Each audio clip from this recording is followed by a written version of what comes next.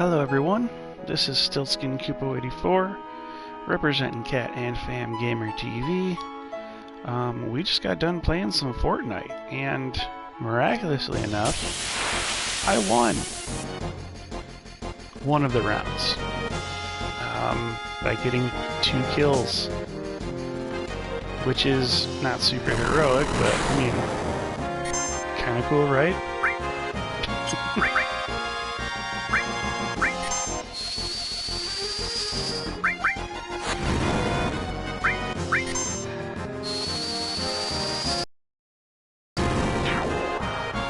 Yeah, I definitely was not fully aware of what I was doing. It was just kind of like I walked up on somebody and they were there, and I shot them more times than they shot me.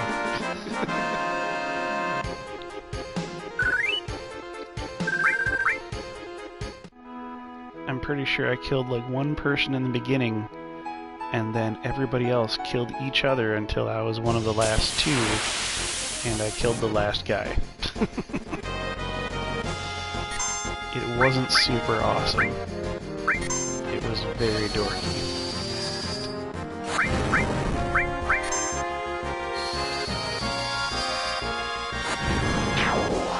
But I mean, you've come to expect that from a guy who plays a lot of just ATP and turn-based JRPGs all the time.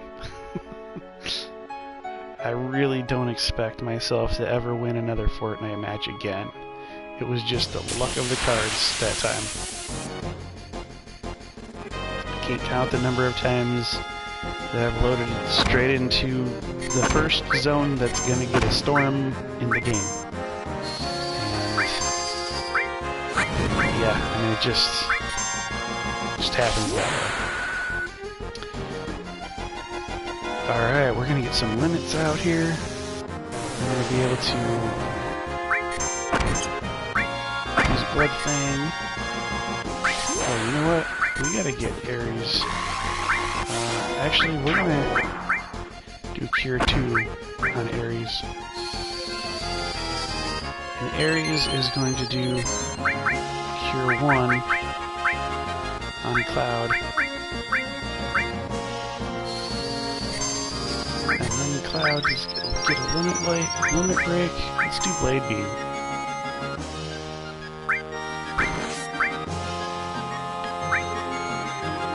There we go.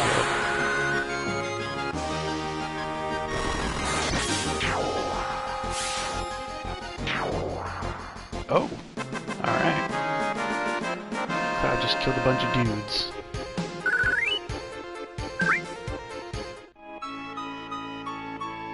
Alright, so what we're doing right now is we're just trying to get Sled Fang, or Blood, was it Blood Fang? To turn into something else. Then we'll have Red's second level 2 limit break. And the kill count is so high to get from level 2 to level 3 that I'm not really confident that we're going to go for level 3 limit breaks at this time. We'll just go for the nice level 2 limit breaks that we can get. But we still have a couple of other characters to worry about getting their second limit breaks for the level 1 and the level 2, actually. Ooh, we just got Restore leveled up,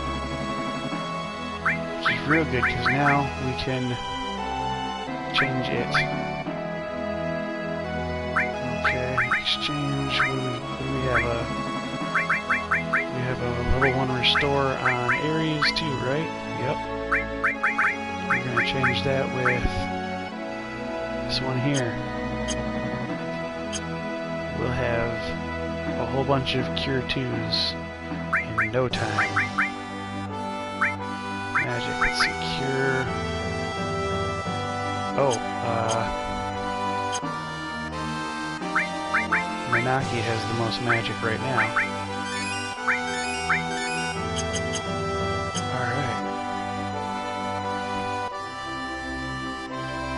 That Fury brand.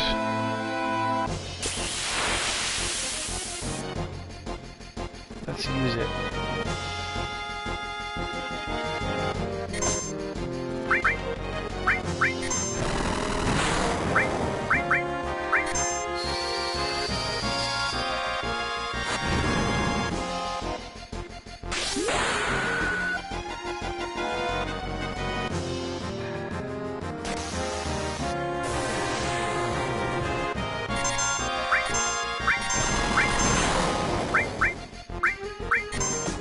Blood Fang, Clem Hazard.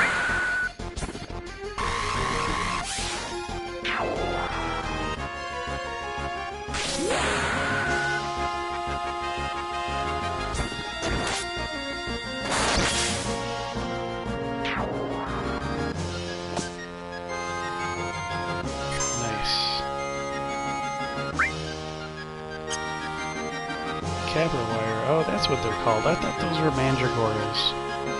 My bad. Is it like they can't attack if we're... Oh, they have to wait.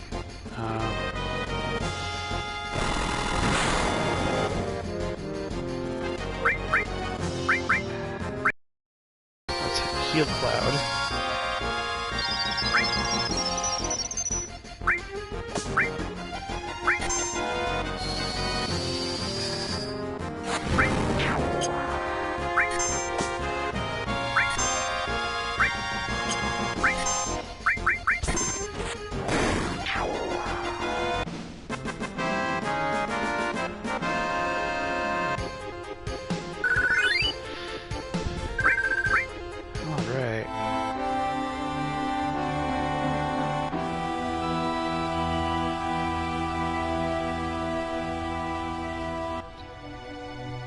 Yeah, we got pretty good HP on a lot of people. At least half.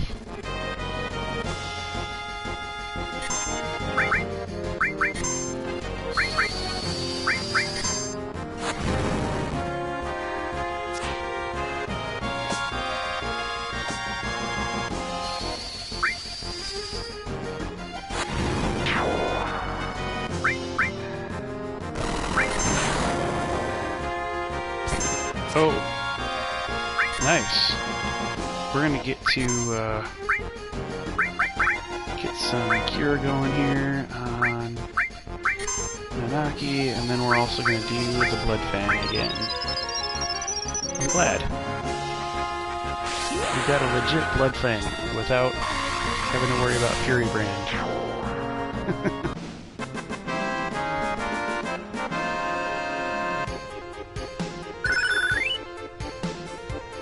Fire leveled up, eh?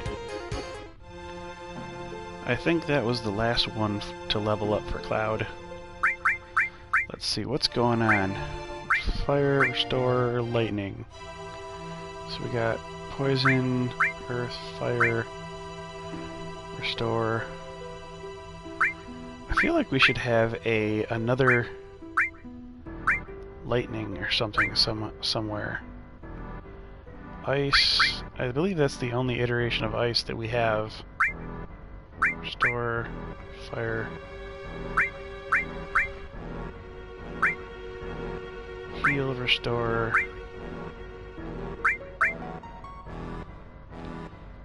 Well, okay.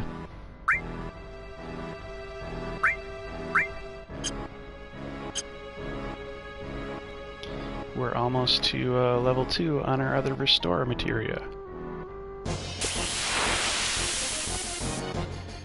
Which is really good, because next we'll be grinding for regen. Oh,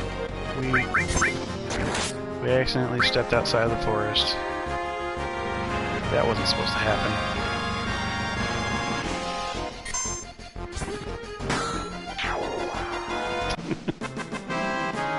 Low power battle here.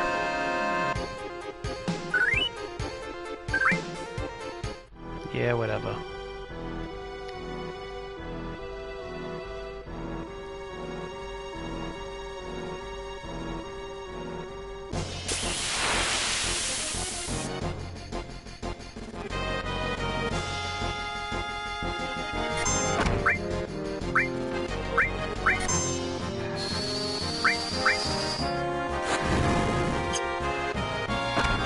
think it's in Nanaki's best interest to settle this quickly.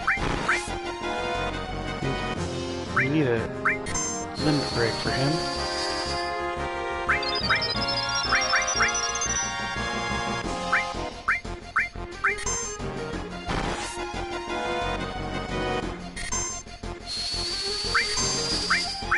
Bingo! You just watch. Cloud's gonna get his limit break naturally.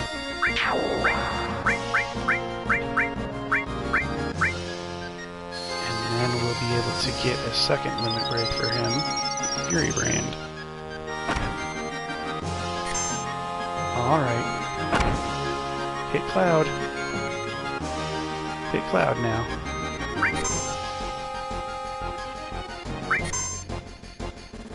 There we go.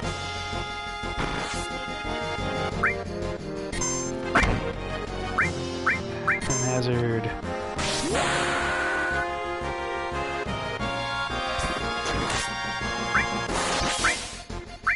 Fury Brand. And we get a Sled Fang out again.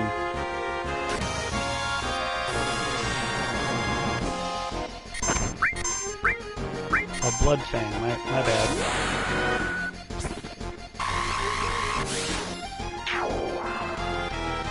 Nice.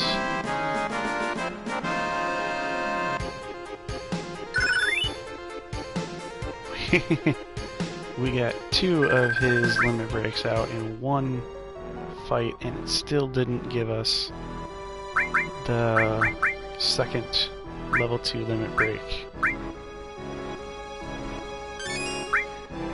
Which I guess, that's fine.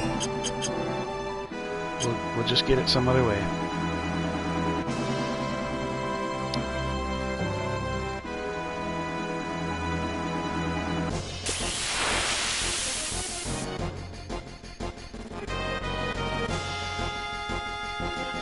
Oof.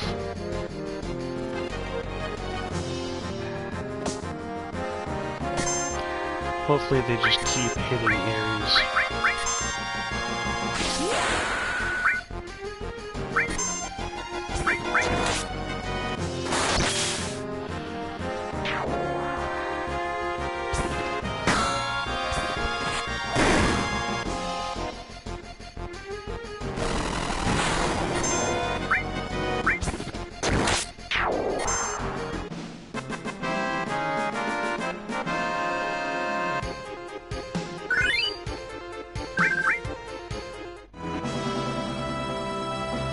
Sneaking up on 10,000 gil again. It's always good. Every time you can reach a new digit.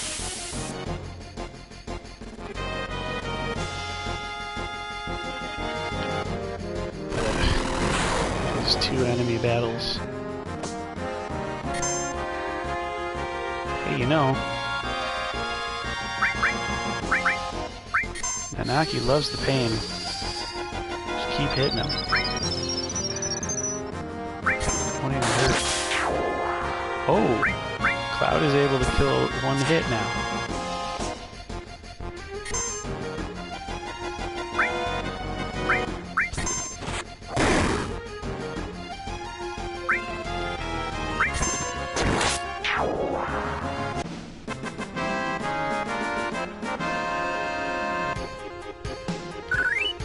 Blood Moon's going. The very next time he gets hit, Blood Moon's going. Blood Fang. Blood something.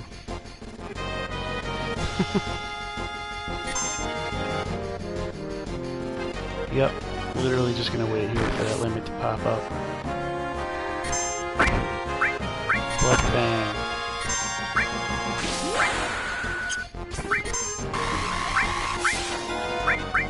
Cure Ares with this. And we'll get Fury Brand out.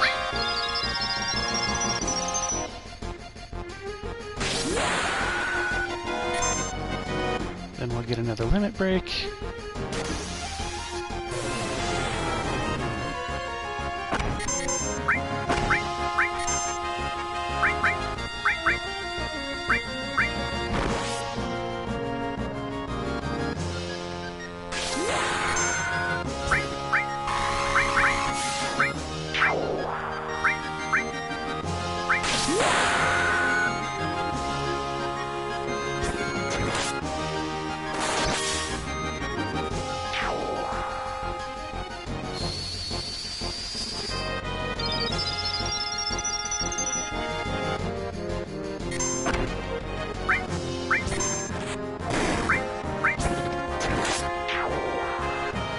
Nice.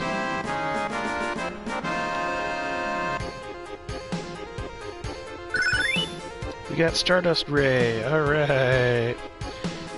Stardust Ray seems to me like... I thought it was a level 3 limit break, but I could be wrong. Yeah, I guess I am. Stardust Ray is the level 2 limit break. Well, I'll show it to you guys once, and then we'll retire Nanaki. How's that sound?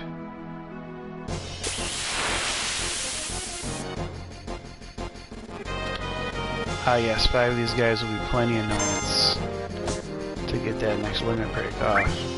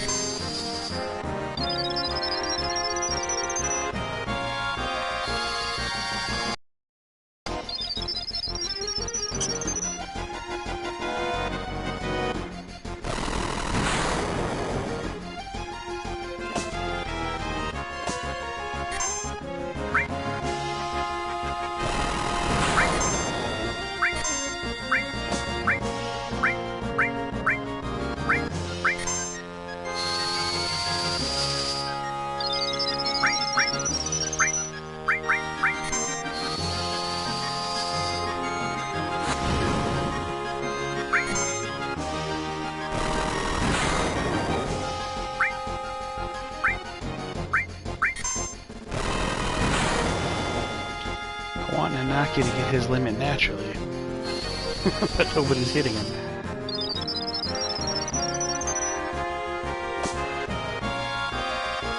Boy. There we go. Stardust Ray. Let's see what happens with this here. Stardust Ray. Get out of here. It's like 85 damage on everybody. Okay.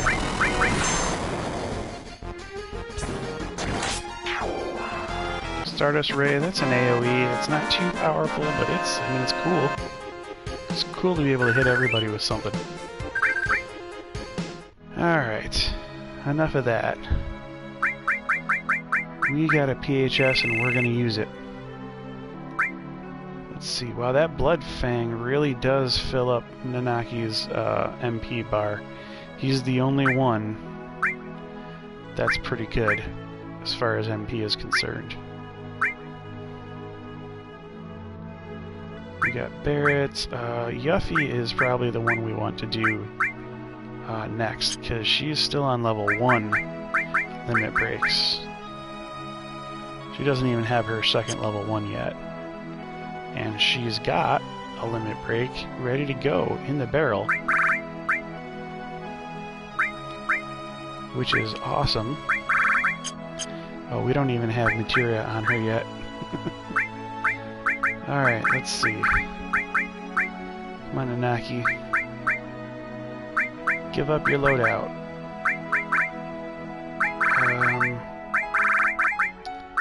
Steal, throw, and the higher sense was what it was going to be, right? So 291, there we go. That one there. Is there better? Okay, well there would be room for enemy skill now when we go to do that one. Cover. Cover's got potential. Whenever we're not learning enemy skill. Or sense.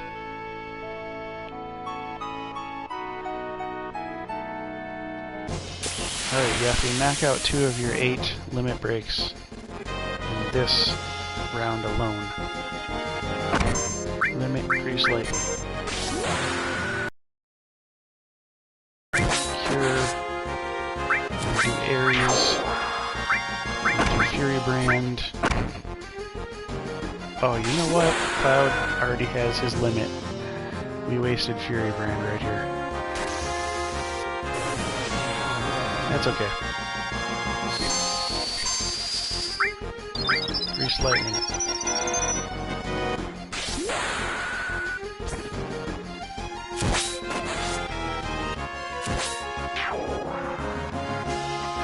Alright. Chem hazard.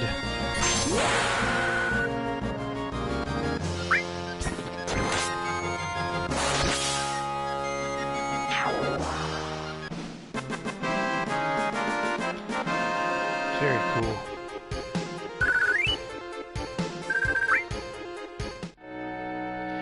And we've reached over 10,000 gil. You know what I noticed? We don't have Hyper on Yuffie yet. That'll help.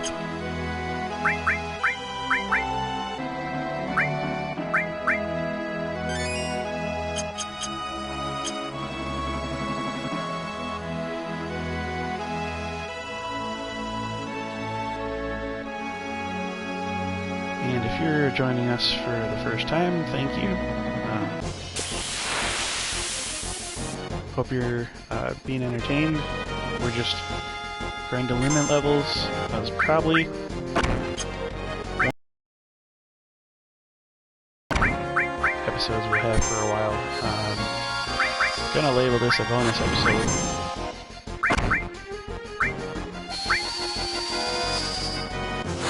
There's really no story progression, but at the end of this episode, I do hope to go and get Beta.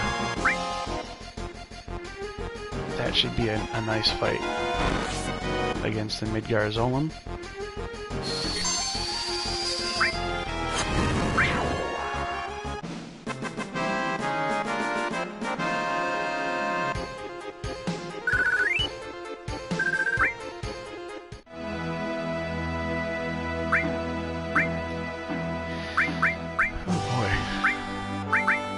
Getting pretty damaged there.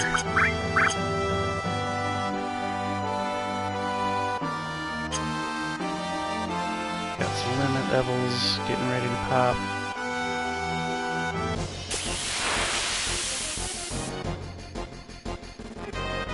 Well, limit breaks anyhow. Hey, Yuffie needs it. Use lightning. Cloud, Chem hazard, that'll work. That'll do it.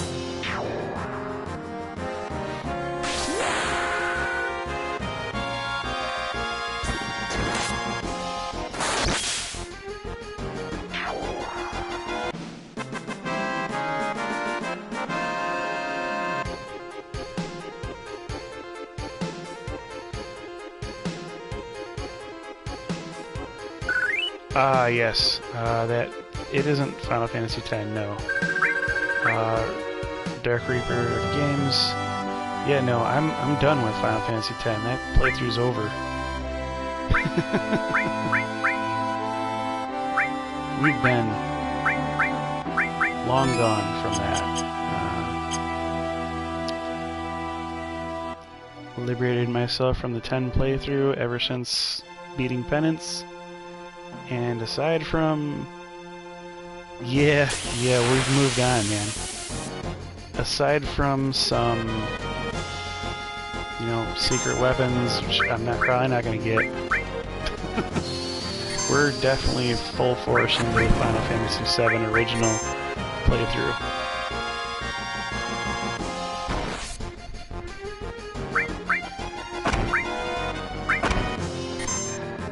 Oh boy, we got Yuffie's limit break here. And we're gonna end the fight before we even get a chance to fire it off. No, I didn't get the platinum. Nope, not trying for the platinum. My lightning dodging skills are so terrible, and my chocobo racing skills were, well, I might have been able to get Titus's weapon, but I definitely don't want to put in the work to get Wakka's weapon because, yeah, boo me all you want. I mean, Blitzball really ticks me off. I don't like Blitzball at all. Never have.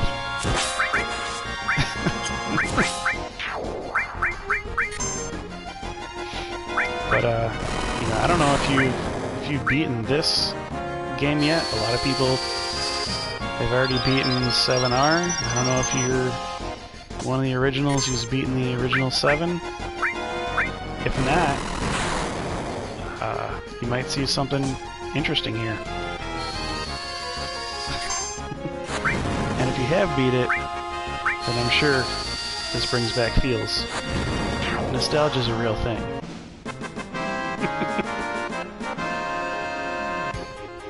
By the way, I have already gotten the trophy on this game for Game Over. Intentionally.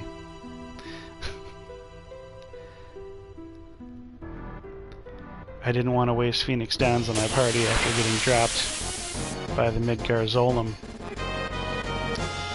30 times you've beaten Final Fantasy VII. Wow, that's quite a bit. That's more than I can boast. I'll never claim to have beaten it 30 times. I guess what I can claim is that I beat it 2 times back in the day, and I darn near beat it 2 times since. This is maybe my 5th time trying to beat the game. I could say that. Although a couple of times that I played it, I guess I haven't beaten it 4 times already, but I have played through the entire game to almost beat it. I probably have only beat it, probably have only beat it twice, legit, and I got like within the final dungeon of beating it, like 2 or 3 other times. So, oh yes, Teenage Final Fantasy VII was the bomb. Like it was awesome. Just having all the time at your disposal to just throw into a video game that meant a great deal at the time to us all, but we could have maybe been doing homework or studying or something productive. Of course, if you played Final Fantasy VII a lot back then, and you are in the gaming industry now, actually making a living at it, then I suppose you could say that that was productive time. You know, just plan your life accordingly, and all your time will be well spent, right? So there's always different ways of looking at it.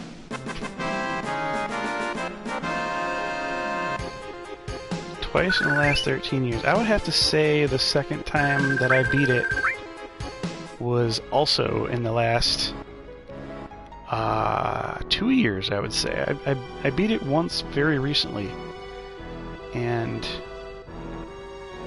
I was very proud of that. That was the last time that I played it on the PS2, and likely will be the last time that I ever play it on the PS2, because when I downloaded this here and I found out that the control scheme is just like all the other PlayStation games,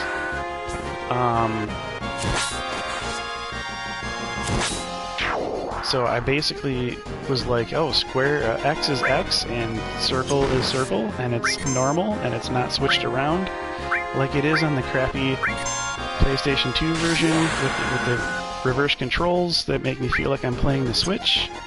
And I thought, ooh, well, this might be the last time that I play the PS2 version then. Because I really like the X button being select. When I get big on YouTube, FF7 and FF8 is going to be a huge project for a Let's Play. Oh yeah, for sure. I think that this is one of the foundational games in my repertoire, in my wheelhouse of games. I'm really happy to be doing this one finally. I still haven't finished Final Fantasy XII playthrough that I was doing. Oh, you know what? I just spent Cloud's MP, and that was a mistake because he's got the lowest. But 7 and 8 are big, beefy games. They have a lot of playtime, a lot of play value. You can level up things for hours, and in 8, it's not so much as leveling up as it is exploiting the system, as it were. But yeah, definitely a lot of time can be spent on both of these games.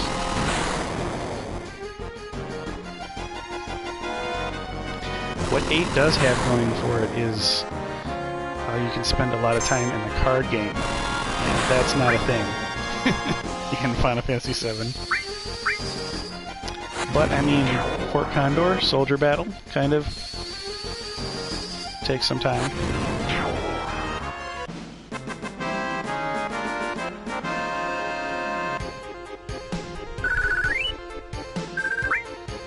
Alright, it doesn't look like I'm getting a whole lot of chances for limits here.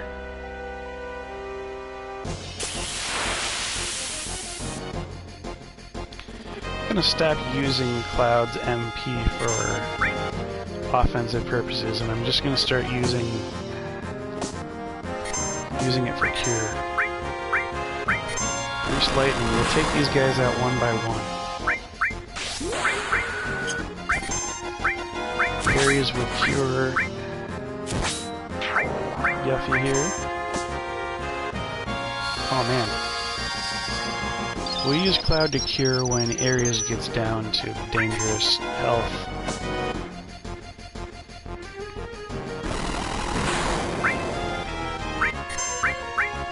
Alright, well, that just happened. Let's use Fury Brand.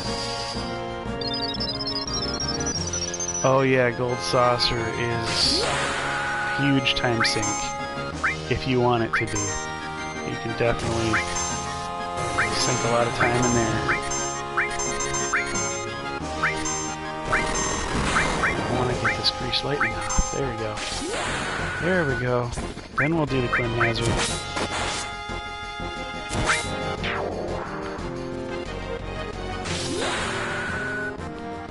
Alright.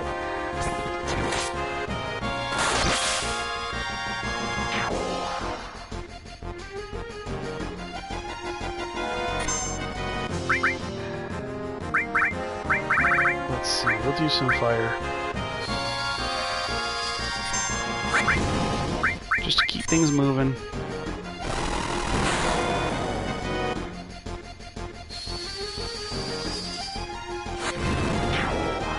Oh, wow.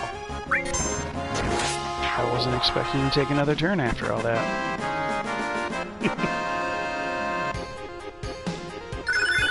Oh, Clear Tranquil, awesome. We got Clear Tranquil up in there. And then, let's see. Pretty sure that was the number 2. Yep.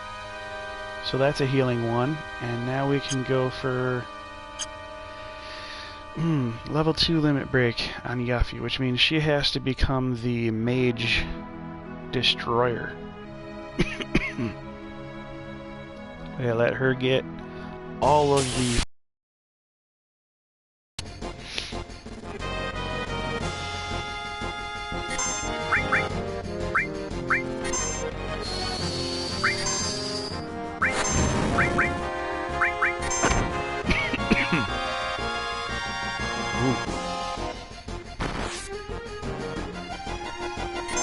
anything to drink.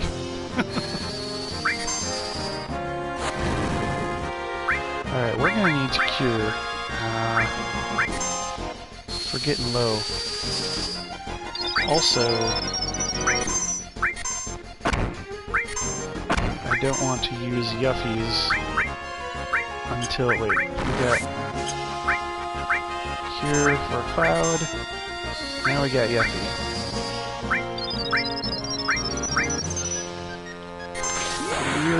to platinum Final Fantasy VII though. I might be able to. I was looking at that, and I think I can do it. I have like a long history of being able to beat the weapons, and it doesn't scare me. Like, if you know the strategy, it's simple enough. Let's get that Fury brand out there, because we're gonna... Here, we're gonna get Cloud. Is healing over there?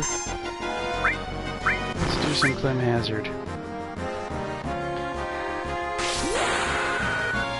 Yeah, so I think I'll platinum the game unless there's something that I haven't seen in the trophies. I'm pretty sure that there's everything I can do platinum on this game. I even know the exploit to basically get Barrett to go on the carousel by just keep talking to him over and over again in one area. So that's going to happen, even though my favorite person to go on the carousel with is actually Yuffie.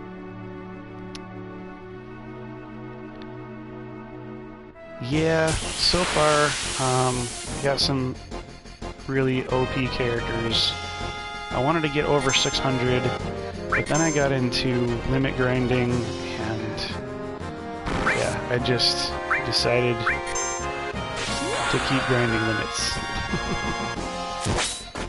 At least while they're small. I'm not gonna worry about grinding any of these level 2 limits. We're just gonna worry about, let's see. Wait, why do I... Oh, fire. There we go. I'm not gonna worry about, level 3s right now. I'm just gonna get the level 2 limits and call it a day. Oh! We're pretty close to getting another limit for everybody here with Ares' Fairy Brand. All he needs to do is hit her one more time, and he has. Good job. Fury Brand.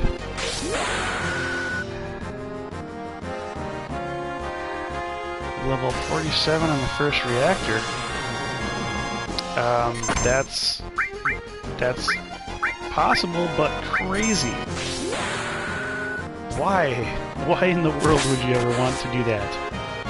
I have seen online a report of some guy named Circle Master who's gone to level 99 before the first reactor. And I just don't know. I don't know that I'm ever going to be that dedicated. It's funny to laugh about. And, you know, power to you if you have the patience to do it, but that is not a challenge for me.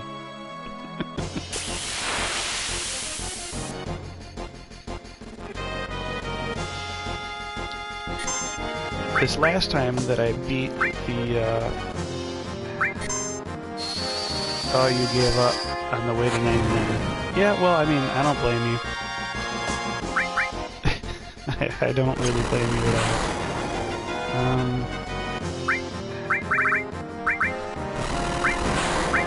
This last time that I beat it on the PS2, I was doing a challenge run of like a materia lockout, and I was only doing 3 colors of materia on each person, so it was like a very limiting challenge, to say the least. I couldn't have certain abilities on certain characters. I began the challenge actually as a 2-color materia challenge, and that was way too hard, so I decided somewhere in the middle of it to allow 3 colors of materia. And is this Cloud? No, I don't want to waste his MP. Yeah, it was super hard. If I ever want to do like a huge hard challenge again, I will probably do a materia limit challenge where I only give like 2 or 3 colors to each person. I think I started out with blue and yellow for Cloud because I wanted enemy skill to always be on him, and I had blue and red on Vincent because he's my guy, and I like one of his weapons has like good double materia growth, and I think it's not the death penalty, it's the is it the Winchester? I forget the name of it, but the one, it has 2 linked slots, and it also has double AP, which is not common for linked slots and double AP early in the game. So I like that about him, and I know that the red materia takes a lot of AP, so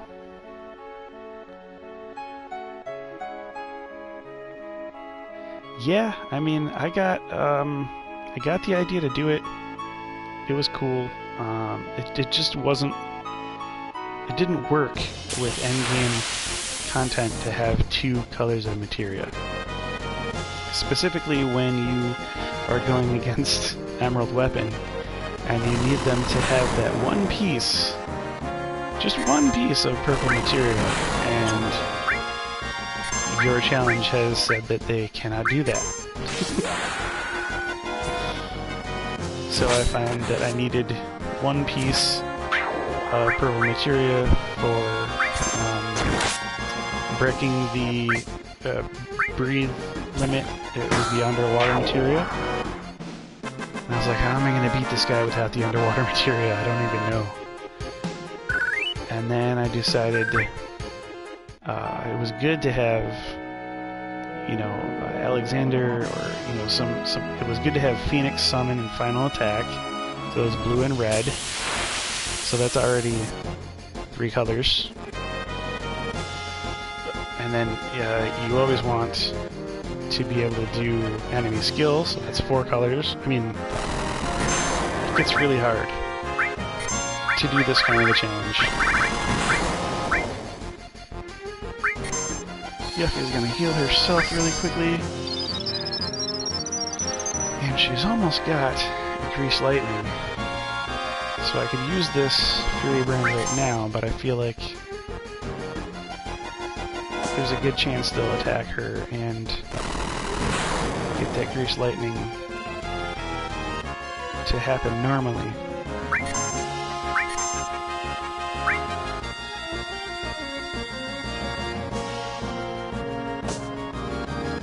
Come on, dude. Yes. Grease Lightning. Fury Brand.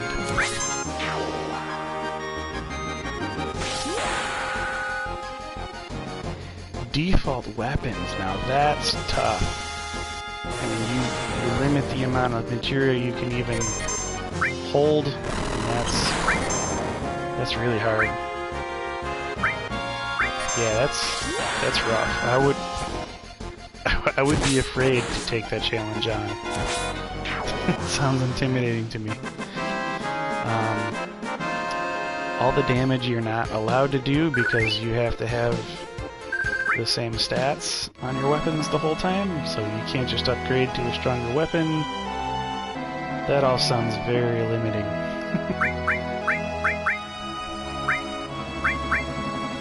Let's see. I think this is going to be one of our last fights before we go and rest in the Fort Condor bed. I like that it's free. You did use armor. That's good. I mean, it's suicide if you don't. The way Final Fantasy games are set up, you definitely have to have good armor.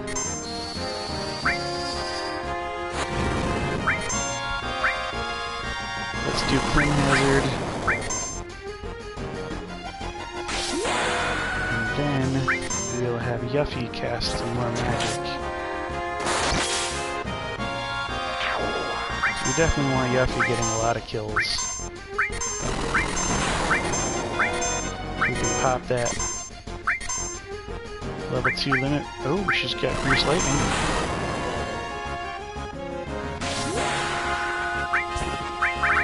We got enough MP for a couple more cure spells. We'll make it happen. More Grease Lightnings out, the better.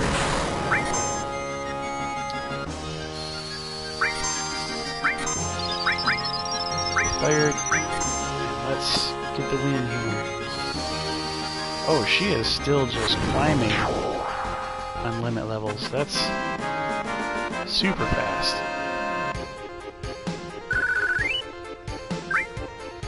Okay, I think one more battle. One more battle before we run for our lives.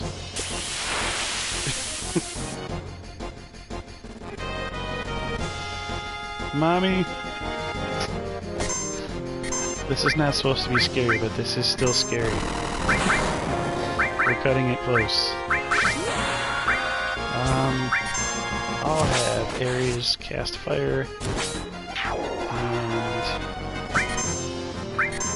let's see. We want Yuffie to take out the rest. Ooh, she can't cast fire 2 anymore. You know it's getting serious now.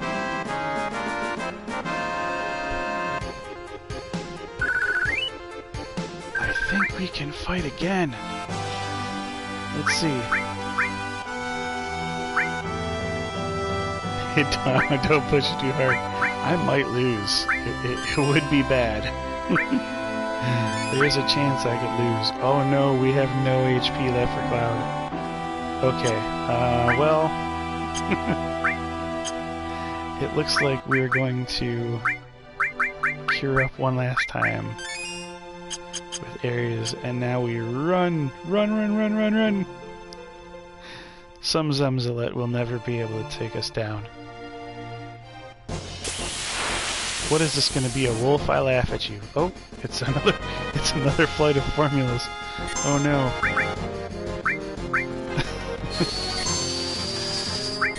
I'm over here laughing at the devil.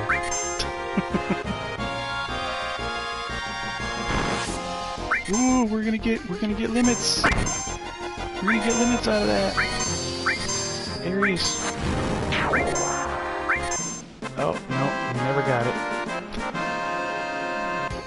Okay. Well, we have limits ready to order the second we go back into the battlefield. That's good to know.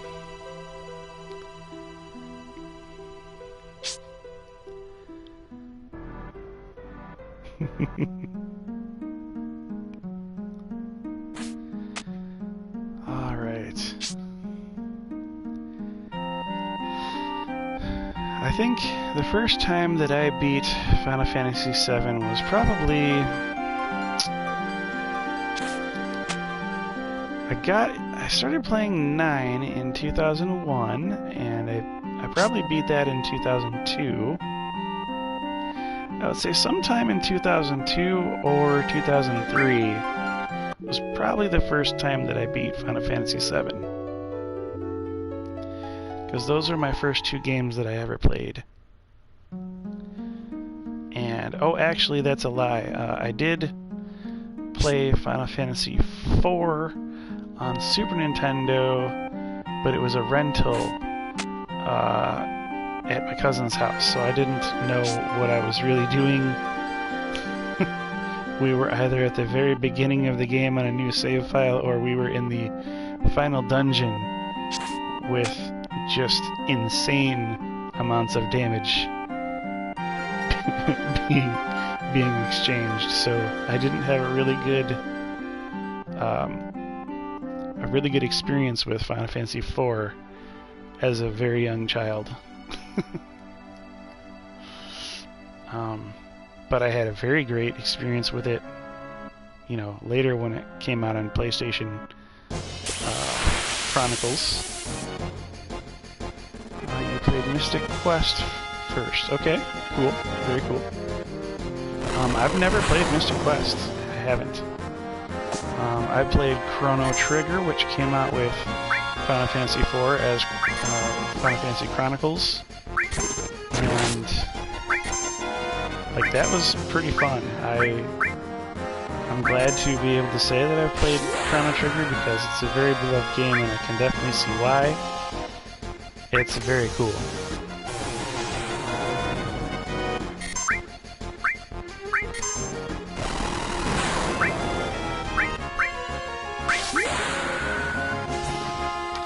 But yeah, I've never played Mystic Quest. A lot of games that Square Enix makes are just games that I've never played. And I want to change that.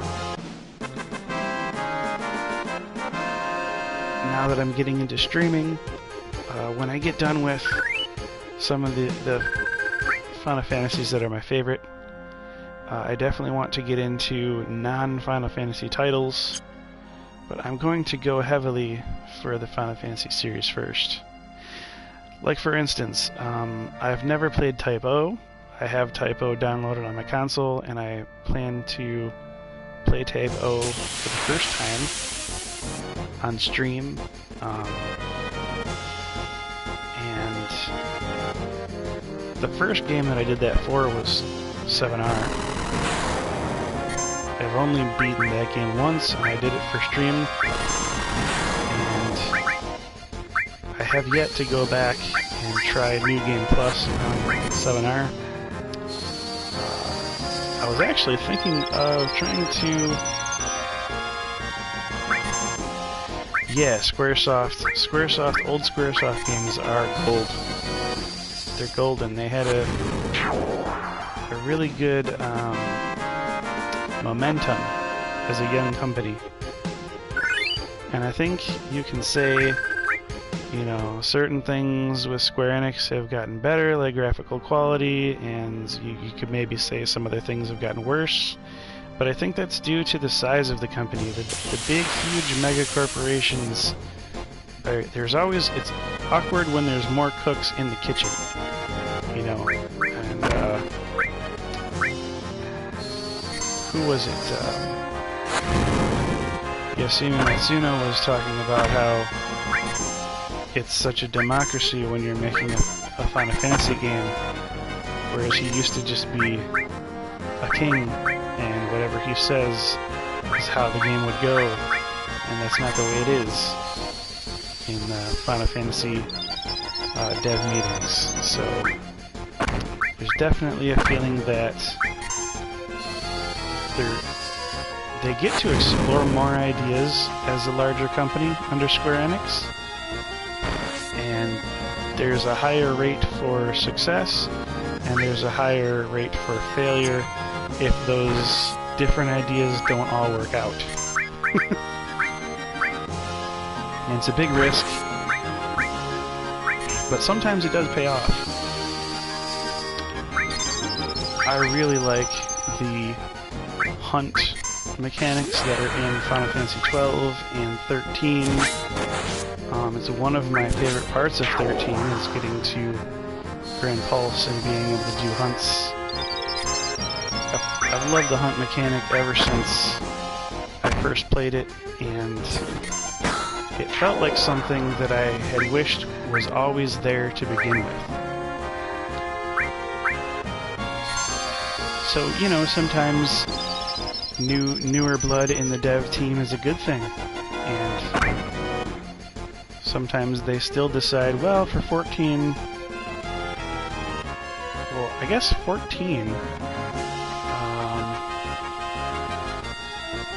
14 did still have hunts, but they're boss battles and stuff, I guess. But yeah, there were hunts in 15, weren't there? So yeah, I mean, ever since then they've been using the hunts in the offline games, and 15, I had mixed feelings about. I really liked part of it, part of the experience of the game. It looked great, it sounds great. I missed the color and the variety of characters, you know. They did a very minimalistic party setup, and it was all that they needed to make that story good. So what you can say is that they used restraint, they used wisdom, they didn't bloat out their character roster, but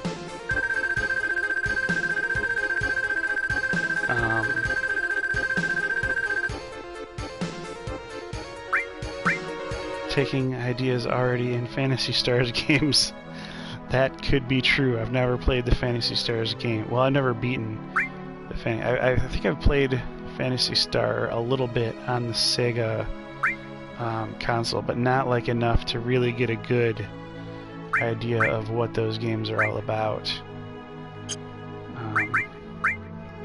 Sega Classics or something, some kind of a 360 collection that I got. That was where I think I played Phantasy Stars. Let's see. We're almost to Furia-Brand yet again.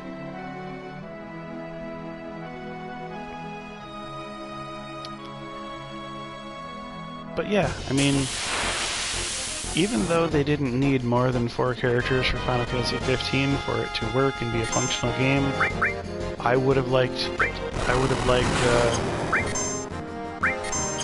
some more more colorful characters.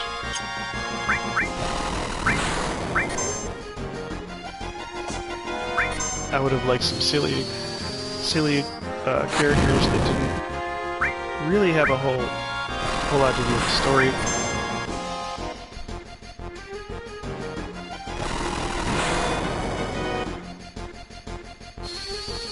Yeah, I had Sega Classics for the 360 when it first came out.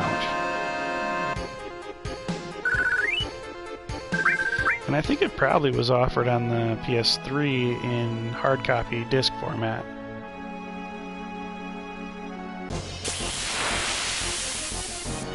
Yeah, you know, no girls in 14 unless you count, what's his name, Gladio? Unless you count Gladio's little sister. That was about the only girl character they gave you access to in the entire game.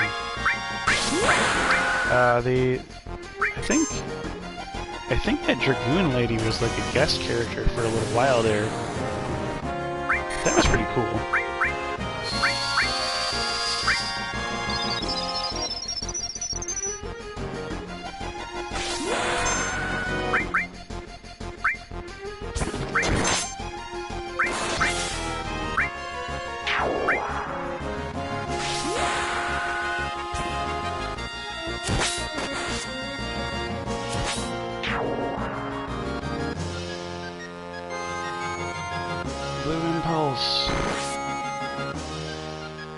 Wow, that's only 66 damage.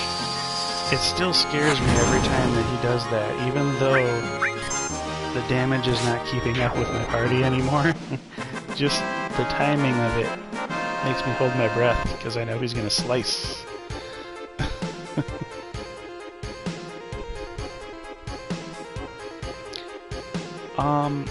Final Fantasy should have been the game with 2 sequels.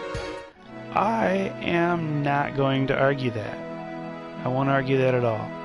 I think it was more deserving of 2 sequels than 13 was.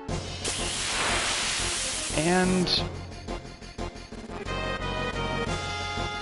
yeah, I mean, people generally liked Final Fantasy 15 a lot better. It was better received than 13. It was the kind of game that veterans were almost afraid to play.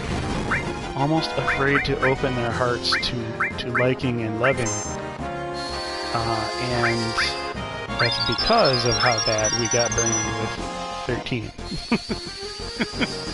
So, you know, Square Enix had to do what they had to do to keep the money coming in to pay their bills on time, and but with all that said, I still think I agree with you that 15 would have been good to have 2 sequels. Although, let's be honest, they did download DLC content, patches, several of the characters had their own story mode, and so that was sort of like a sequel if you throw it all together in one big pot.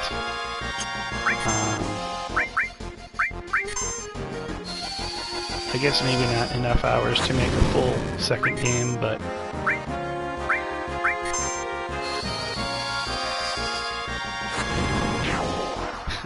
I'll be honest, I never downloaded any of the DLC either. Because, and that's not because I didn't want to, it's because I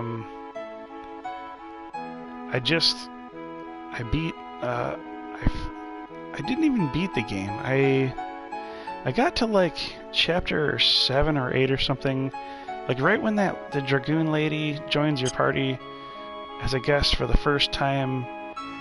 That dungeon there, I think I got stuck in there because I had just gotten done doing all the side quests, finding the cars, all the boring, dumb, stupid quests that were taking away from the story, and I got bored with the game. Plus we moved. That's when we bought the house that we're in now, and so it was a natural stopping point for me.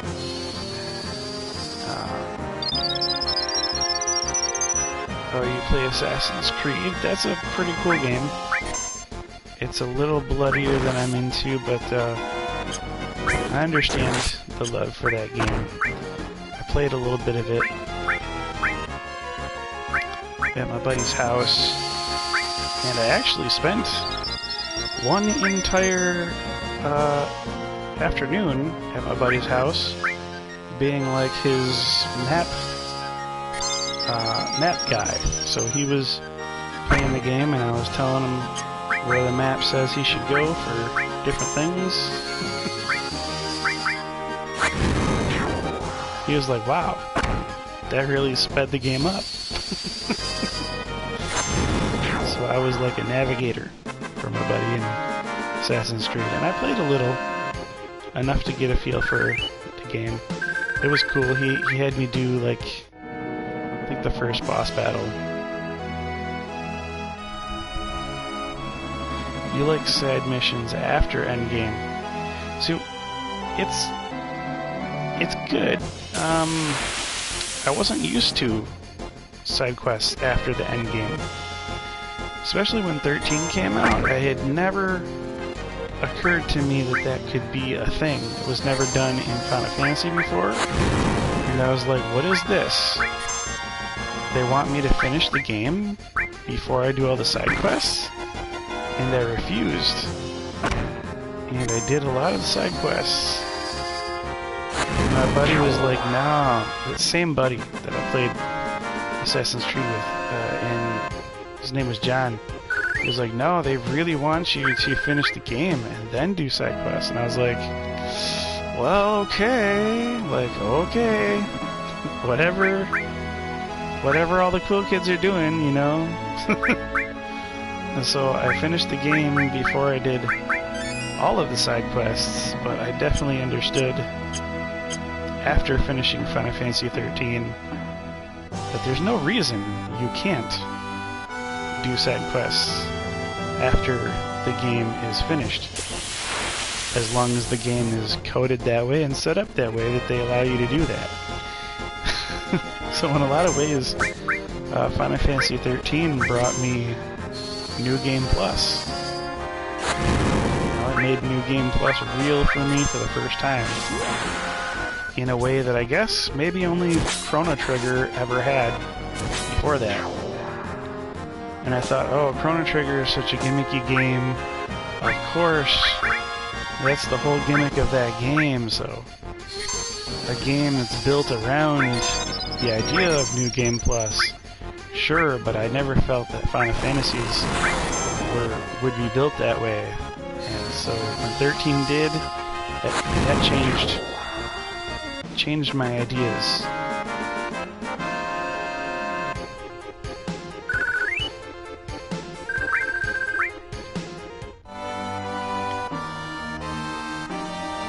Let's see, wow, we just have not killed enough people with Yuffie to unlock her level 2 yet. This is very sad. I really wanted to have Yuffie do this faster. Yeah, I like New Game Plus. It took me a while to get used to, but I think it's alright. And I definitely think there is an art to doing it narratively in a way that makes sense, that you would still be engaged in a New Game Plus. Because there's definitely a way to do it that feels like it's pointless to have this New Game Plus.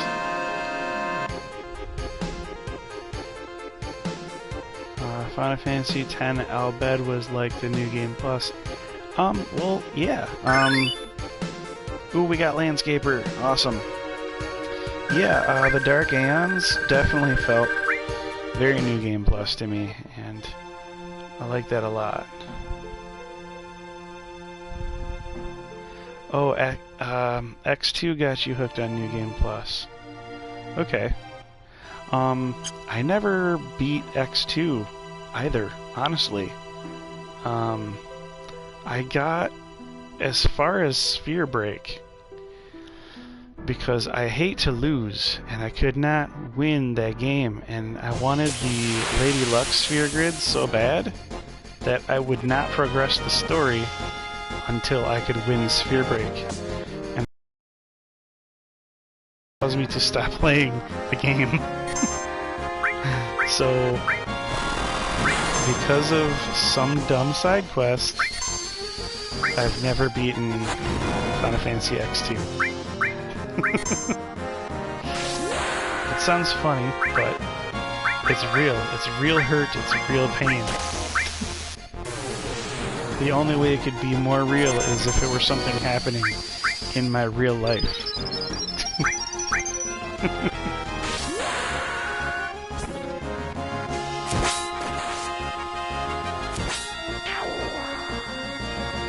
See, I wish I had beaten the game.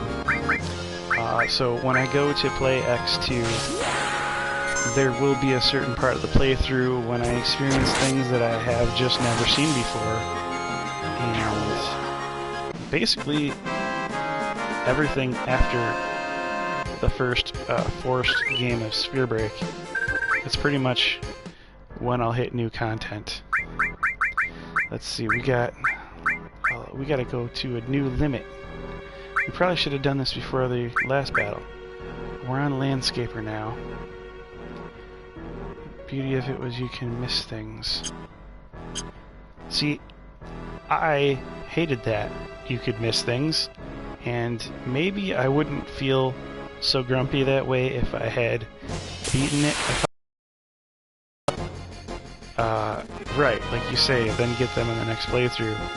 But I'm that guy who is like, where is that 1% of story that I missed out on Chapter 3? And like, whenever I do Final Fantasy X2 search, it says, it's like one of the first things to pop up, where's that other percent? So a lot of people have complained about this missing percentile. I think it's in Chapter 3.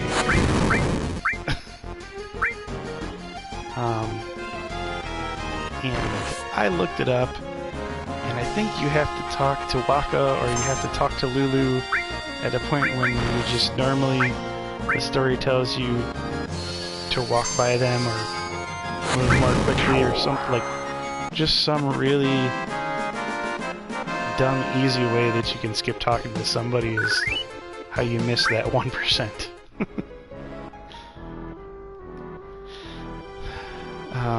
But yeah, that made me mad too. When I realized I was going at a 99% game and I had missed 1% and I couldn't make it back any way, then I was already feeling bad, and then Sphere Break being too hard for me to get the Lady Luck's dress sphere broke me. Even though I know you can get it later in the game, having missed 1% and also not beating Sphere Break was enough to frustrate me.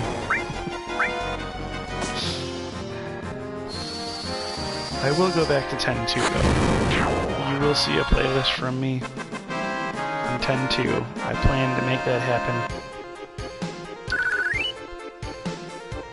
Had to go different end paths for ending. Well, yeah. I mean, I was prepared to do 2 different end paths at the ending. I guess I thought that I could have one save file and play it 2 different ways from the very end of the game all the way to the conclusion. But anyhow.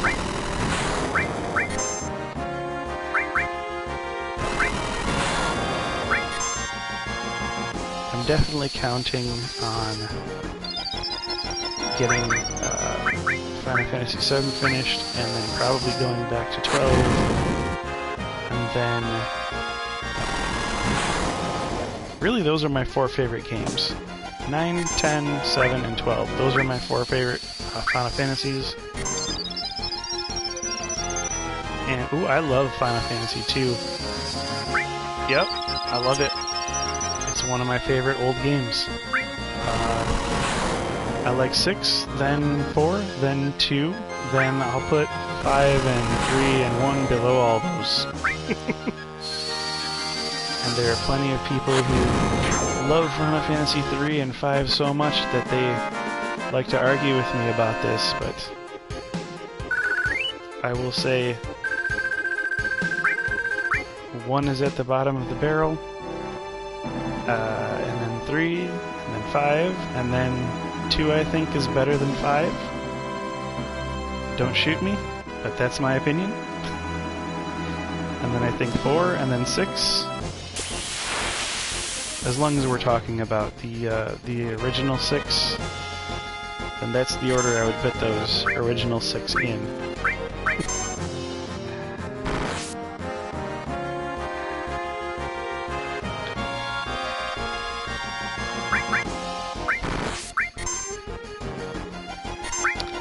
It was very different, and it was very easy to exploit.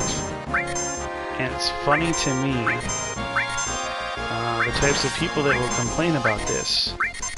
They will complain about Final Fantasy II being so easy to exploit.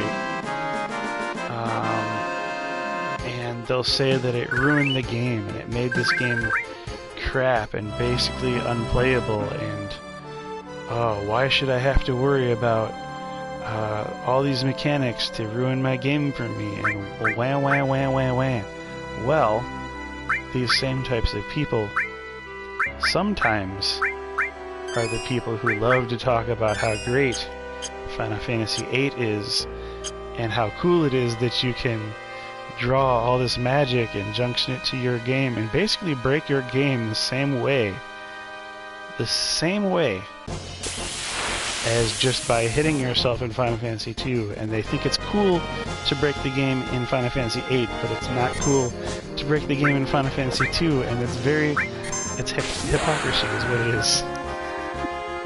And I'm calling everybody out on that. Right here, right now, in front of DTC Reaper of Games, and all my future viewers, and in front of God, and the American court system, and everything. If you're going to sit there and say that Final Fantasy VIII is wonderful for how bad you can break the game and become overpowered early in the game, and then Final Fantasy II is terrible because of it, then shame on you. because they are both, either they are both great for being able to break it, or they are both bad for being able to break it. And I rest my case there. Anyone can have their own opinions aside from that on how good Final Fantasy 8 or 2 or any of these other games are. Like, if you love Final Fantasy 8 because of the romance, then fine, I understand. You know, if you like it because of how much of a leap forward that it was in graphics or in soundtrack at the time, I understand all that too.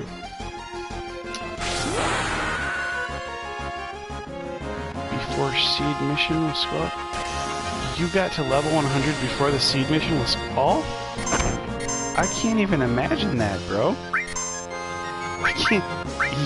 Every time you open your mouth, you say something that totally blows my mind.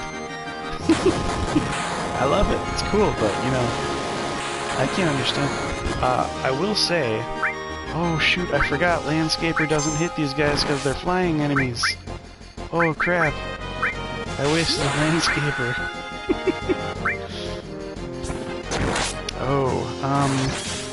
One thing I will say, on my very first playthrough of Final Fantasy VIII, I didn't understand the monsters level up with you, and I went at it trying to play it the same way that I played all the other Final Fantasies, and so I did level up to 100 with every single one of my party members with Final Fantasy VIII, the first time I beat it. And, oh yeah, a lot of Training Center, a lot of T-Rexes, for sure. So I know what a level 100 playthrough is all about, and you can save yourself the trouble of doing that if you want to. It's going to make a much easier game. But I think me and DCT Reaper both know that we like a little bit of challenge in our games, after having beat them so many times.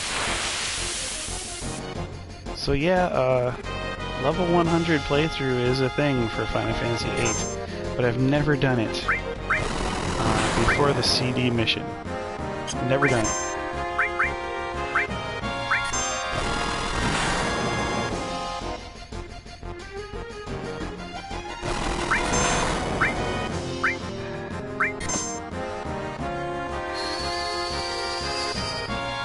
I think I probably was level 15 by the time I did the seed mission, or maybe 20 or something like that, but I gradually leveled up, you know. I'm pretty sure I was taking on Odin before I was level 100. Like, I had gotten Odin, I think, real late in my levels.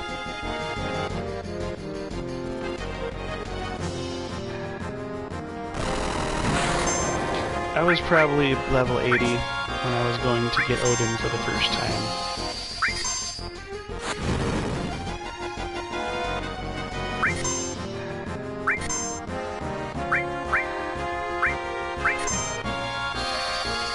So you're out of practice, you don't know that much about the mechanics of all the levels anymore. It's okay, man. Grazing in different pastures. Eating from sweeter grass.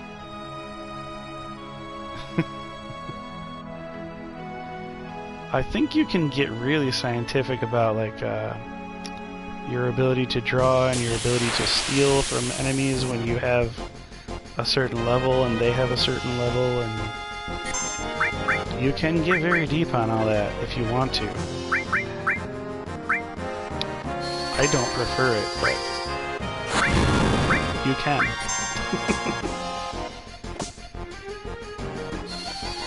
Let's get some kills for Yuffie here. Oh, please.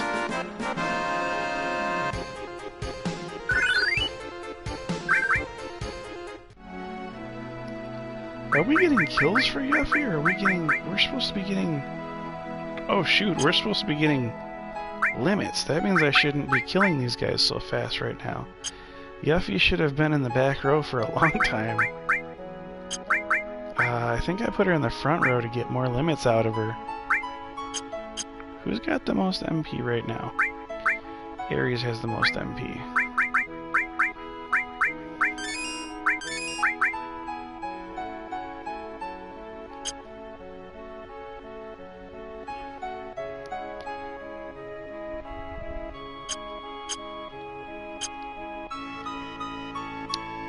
Yeah, I like to break games down too. I like to know what I can know to fit my playstyle. Like, I'll read a lot of articles online to figure out what I want to figure out to abuse the system, but like I'm not trying to gather the information. If other people have gathered this information, I'll use it. But I've never been part of the community that is like a hacker who can look into code, who can analyze things and figure it out and teach people stuff. Like, the only thing that I know for sure I've taught some people about a Final Fantasy game is in 2001 when I was playing Final Fantasy IX. I taught people how to use the reflect ring. Now, I'm not going to claim to be the first person to know this. Oh, you do all the hard work? Well, thank you, because I benefit off guys like you. But the reflect ring in Final Fantasy IX, like I'm saying, I'm not the first person to know this, I'm sure. I'm sure there was a lot of people other than me who knew this before I did, but that was a different time. And going online was not something that everybody did. You know, you bought your guidebooks, you looked in whatever Brady Games told you was cool to do to trick out the system, you listened to Brady Games, and it wasn't this whole culture we have now where everybody goes on to GameFAQs or IGN or any of these other gaming platforms and helps each other. This was something I found out on my own, and I wrote it in the back of my buddy's game guide for Final Fantasy IX because I was borrowing his game and his guide, and I wrote this FAQ basically before I even knew what GameFAQs really was. I wrote this FAQ in the back cover of his book, and he was like, "How did you figure out how to kill grand dragons in the second disc? What is your problem?" Like, and I was like, "Oh, you know, you just use the reflect ring, and you just." I realized that I was in the process of teaching auto-reflect to like Garnet and Steiner, and I hadn't completed that process, and then I finished the story mode to get back to Zidane's party, and I was like, oh shoot, I wanted to learn auto-reflect, and so I was like, I'm gonna go back and I'm gonna learn auto-reflect before I advance the story any further. Oh, I keep forgetting these formulas will not fall to Landscaper. And yeah, and so I did it the old-fashioned way. Like, I was just like, you know, I'm gonna go learn this on Steiner and Garnet, and then when I got to Zidane's party, of course, I taught auto-reflect to everybody, and I let that Grand Dragon cast Ondaga on me, and it all went back on him and killed him. And then, you know, from there, everything was all about how can I make this easier. You throw in Mighty Guard. Maybe instead of one person being alive at the end of the fight, now you have two people alive. You throw in Rice's Wind, and Freya's like keeping the third person alive. And, you know, you use the coral ring, and now you have a fourth person who can stay alive half the time, and maybe you still lose AP and experience, but it was a great practice to just be able to work on that Grand Dragon fight and figure it out by myself without a game guide telling me what to do or without an FAQ. So that probably is my one and only experience with being one of the guys who cracked something in the game. And of course back then there were a lot of tricks that we still didn't understand with the ATEs and the coffee side quest that everybody in Japan knew about, but America had no idea because the game guide sucked so bad and told you go to play online to figure out what to do with all of this knowledge. And so let's see, blade beam we're working on landscape. We're just trying to get Landscaper done enough times to get the other level 2 limit break out. I don't know why she has such little magic. What have I been doing? Spamming magic with Yuffie this whole time? I feel like I need to save here. No, not PHS, save.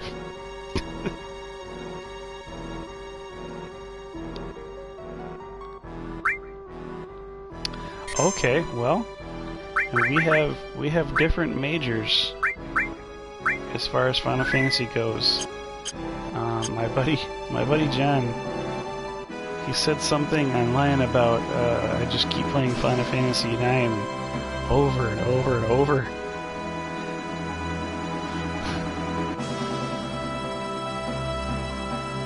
And I laughed and I said, well, to be fair, I don't ever play Final Fantasy IX back to back. I always put at least one other Final Fantasy in between. Sometimes two. You know, I gotta take a little break from Final Fantasy IX before I come back to it again. But yeah, he's mostly right. I do mostly go back to Final Fantasy IX. In fact, part of me streaming all of these games is to keep myself away from playing Final Fantasy IX. Well, I think a lot of people were really judgy on the first playthrough of Final Fantasy IX. And I'd like to actually speak on this. I think you're judgy on the first playthrough of every Final Fantasy that you first play. Unless it's the first Final Fantasy you have ever played. I think that's the only way to really come into a Final Fantasy game with no judgment, is to have played it, the first game in the series for the first time. Truly, if you've played other Final Fantasies, then you have this expectation of, well, this one's gonna live up to certain aspects of the one that I played first, the one that I love the most. Sometimes, I guess, the one that you play first is not going to be the one that you love the most. But while that's true in theory, in practice, I don't think I've ever met somebody where that's true. Like, I think a lot of people tend to like the Final Fantasy that they played first. So that's why I keep returning to 9. As a dad who plays with my daughter, I would feel like the two games that let you play two-player, Final Fantasy IX and Final Fantasy VI, both let you assign some characters to the second-player controller.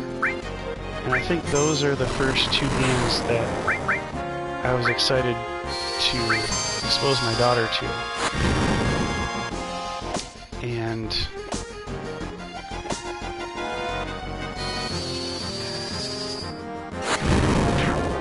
oh, okay. Well, then now I've met somebody whose favorite is different from the first that they played.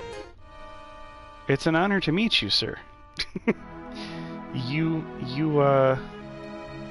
defy my experience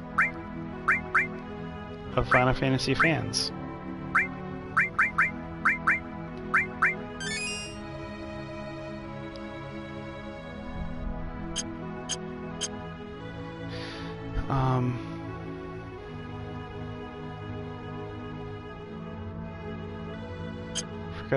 Forgot about what? Forgot about that? Was I saying something? You know what? This is why I'm not getting limit levels. I'm not getting limit levels because I went to bed. And I didn't reapply hyper. It's been a lot of battles since the last time I went to bed. And I probably could have been grinding limits a lot faster than this. But that's okay, we're having fun talking. Oh man, alright. Efficiency. Grinding is like a machine.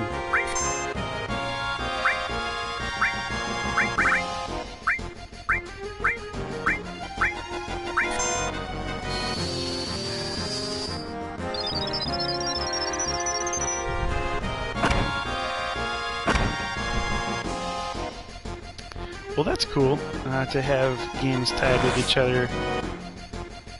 For a long time, I considered everything to be a tie. Oh, right, yeah, the second controller thing.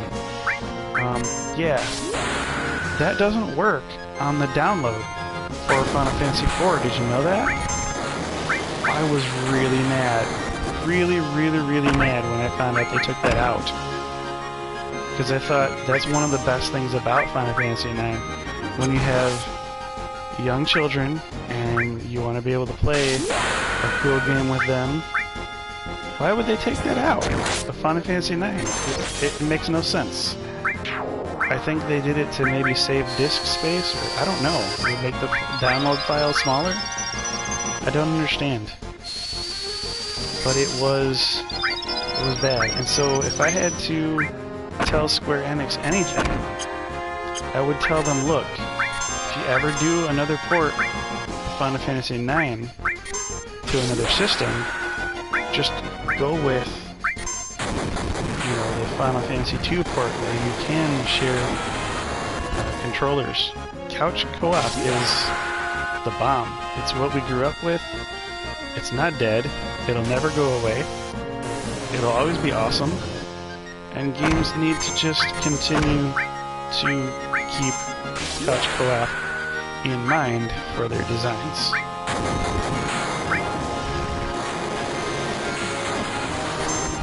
We've gone for, what, a generation and a half now where couch co-op was not really a thing. I mean, you could do it in Xbox 360, but a lot of the games didn't function properly with it.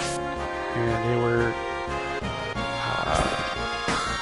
you know, you could maybe do it in an offline campaign mode of some game, but there was no way to do multiplayer co-op or something. 15 you can do co-op? Or are we talking about... Ooh, we got Bloodfest.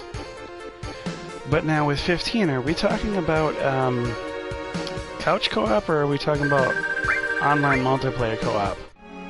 Because that's different. Because you can, like, online co-op is one thing.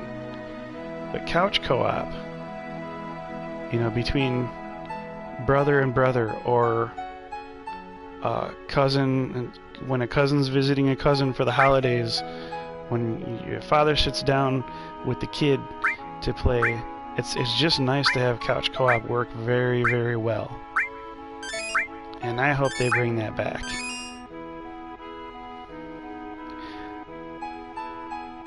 Wait, you said no? When you said couch, do you mean no couch? Or do you mean couch co-op is good with 15? Because now I'm really interested. If there's a way to play couch co-op with 15, that would be awesome. It might bring me back to playing it sooner. Honestly.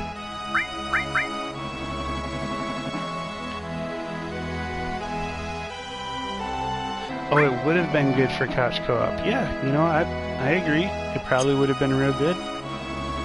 But you said that it doesn't, and last I checked, I didn't think it did, so I agree. I don't think it does. But I wish it did. I wish all these Final Fantasies would go back to couch co-op. Personally, I have never played number 6 with couch co-op. I have always been interested in it, but I would have to go back and play on my PlayStation 2, and the graphical quality is so poor for being such an old game that I'm not sure if my daughter would want to play. She's seen me play some of the games from 1 through 6, and she's like, that's ugly, and I'm like, well, it's one of the best games in the world, so know your role, you know? I don't know why I'm sleeping. I'm here, so I'm gonna sleep anyway. I think I wanted a PHS. I didn't want to come and rest, but I'm here, so I'll rest. We're gonna PHS. We're gonna get rid of Yuffie. But yeah, I've always wanted to play Final Fantasy VI with my daughter, and I'm waiting for her maturity to, you know, allow for her to see past the graphical quality and really dig into the meat of what makes the game so good. I would even have her on controller number 1 if she would let me play controller number 2. That would be a great shared experience. That's what we did for Final Fantasy IX when we did a playthrough. We never beat it. We did though. We got to the part where Dagger and Steiner split off, and I think we played all of the Garnet sequence, but I don't know if we played the Zidane sequence. Basically the same sequence where you learn about the Reflect Ring exploit. And I don't think she has ever beaten like, I don't think she's ever been to Burmecia, put it that way. We stopped right before we got there. Grenade bomb. So we can do that one. We can level that to level 2. We also need Tifa. And she needs to unlock her level 2. So let's stay with Tifa.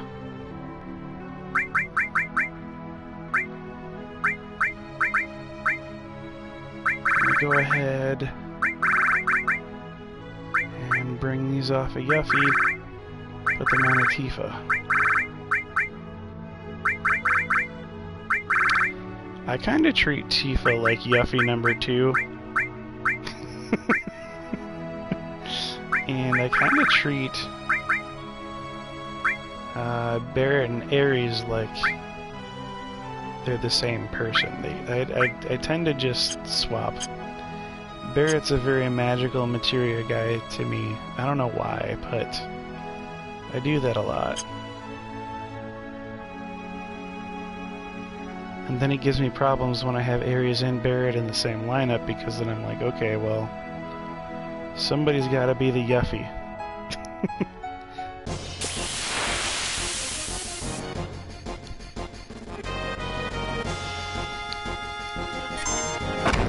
And then when I get Vincent in my party, he's also an Ares, so I'll normally just hand my area's configuration right over.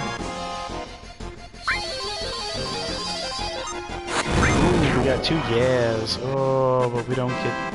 it doesn't count. Man. I love getting 2 yes in a row like that.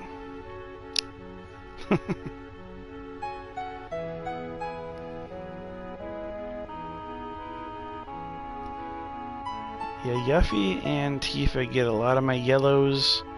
They get a lot of my greens. Might get a couple blues.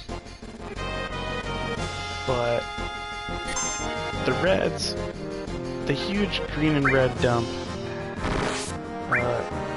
goes to Aries and Vincent. Oh, I missed one. Oh no.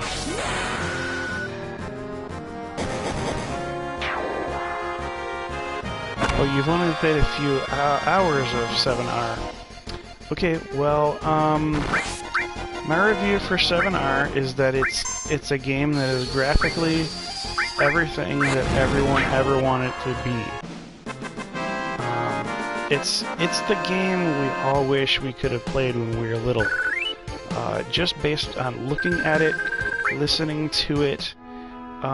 If you play 7 here, you look at this, your mind does a thing where your imagination extrapolates out to what this game could look like if it were perfect. And that is what Final Fantasy 7R is. What it could sound like if it were perfect. That is what 7R is.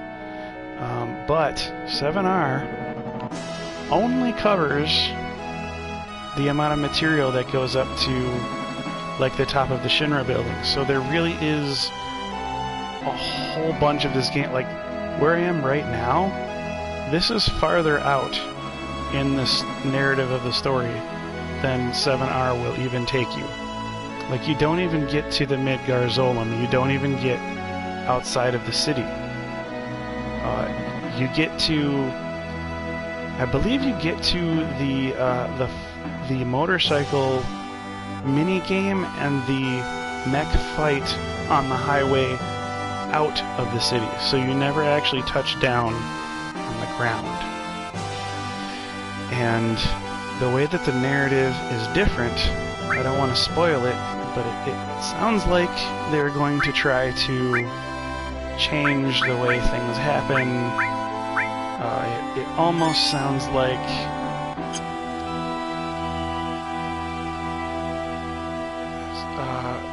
I love that part. I hope they make 5 sequels. Oh, well, there's a good chance, because we have Yuffie.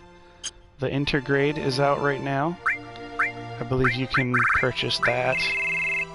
I don't know if you can purchase it on PS4, though.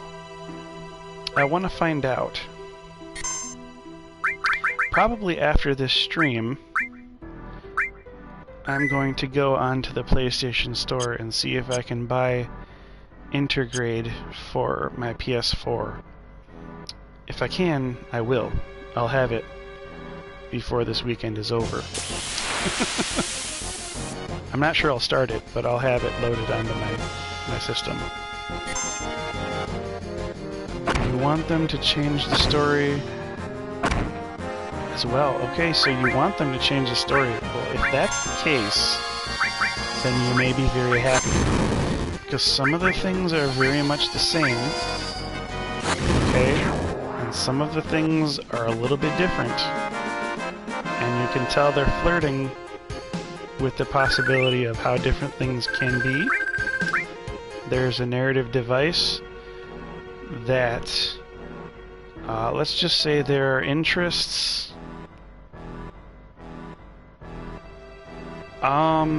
There are some interests to keep things exactly the same as they were. And there are some interests to make things different from what they were. And you don't want spoilers, so I'm not going to say anything about that. But there's a cosmic reason, like the original plan like the original, playing it back down. I'm not sure I get the meaning behind that sentence there.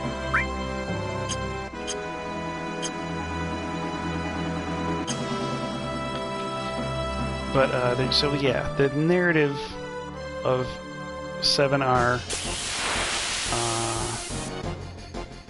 Oh, you want Ares to live? Okay.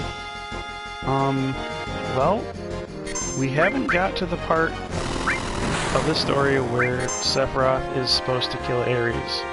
Like I said, 7R cuts off too early in the game for them to make that. Still be happy with 7R. Because simply we have not seen whether Ares lives or dies yet.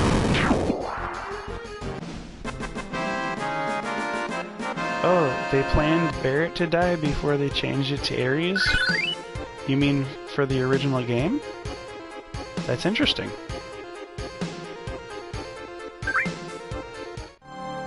I had never heard that before. But that's interesting you say that, because it really makes me think.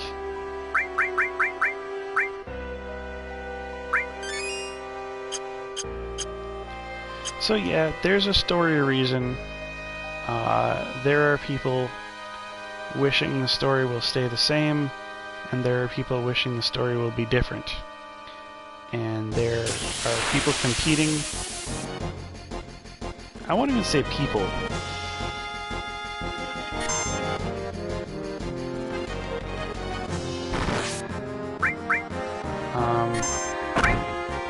I won't even say people. I will say beings. There are beings who want everything to stay the same, and then there are people who wish things to be different. And that's the most spoilery that I will ever get on Final Fantasy 7R for a person or a community who has never played it yet. But that's my critique of 7R, is that it's a masterpiece, digitally, graphically. It's everything we ever wanted it to be, from a sensation perspective. And, you know, hopefully they can pull off some Harry Potter type stuff and make it really cool.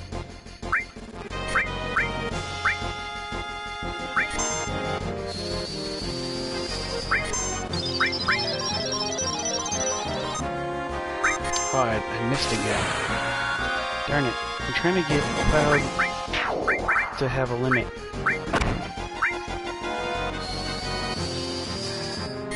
Come on, Cloud. Get your limit there. Get your limit. There we go. We got a cross impulse. We got a Clem Hazard on the floor. Yes. And we've saved up our Fury brand for the next fight.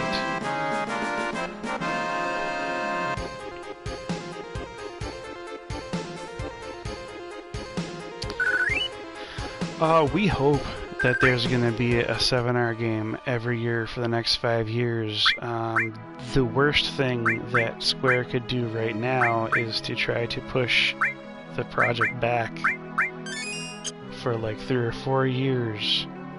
I mean, I could understand maybe if they take a 2-year break, maybe less than a 2-year break, maybe like an 18-month break between the parts of 7R, but definitely they should not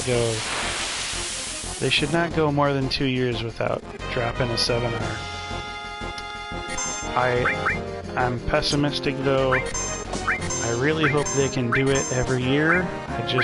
I'm not ready to say that I'm confident they will yet. But if they can at least do it every 2 years, I'll still be happy with the company. Yeah, COVID pretty much slowed a lot of things down. And I'll be honest, I think maybe the version of Intergrade that we get is going to be so limited because of the work that could not be done due to COVID. I'm betting any money that they planned for the second chunk of 7R to be much bigger in scope and scale, and I'm thinking probably Intergrade is going to be somewhat smaller than the first section of the game, you know, because, you know, everybody knows how much time COVID cost the entire world. And that's time we can't get back.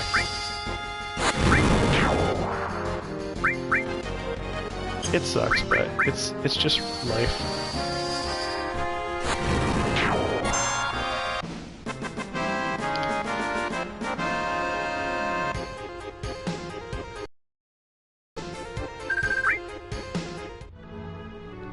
Let's see. What do we got? What do we got for Tifa here? She needs deaths. She needs to kill. Yes, everybody in my lineup needs to kill right now. We have nobody who needs tons and tons and tons of limit breaks to happen. We just need kills. Let's see. So, magic. Let's do magic. So he's getting a beat down.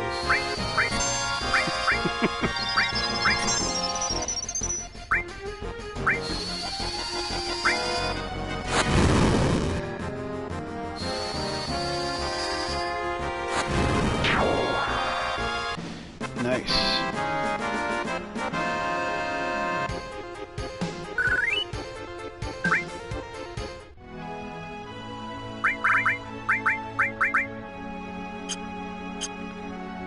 Man, I really want to get Tifa's level 2s going.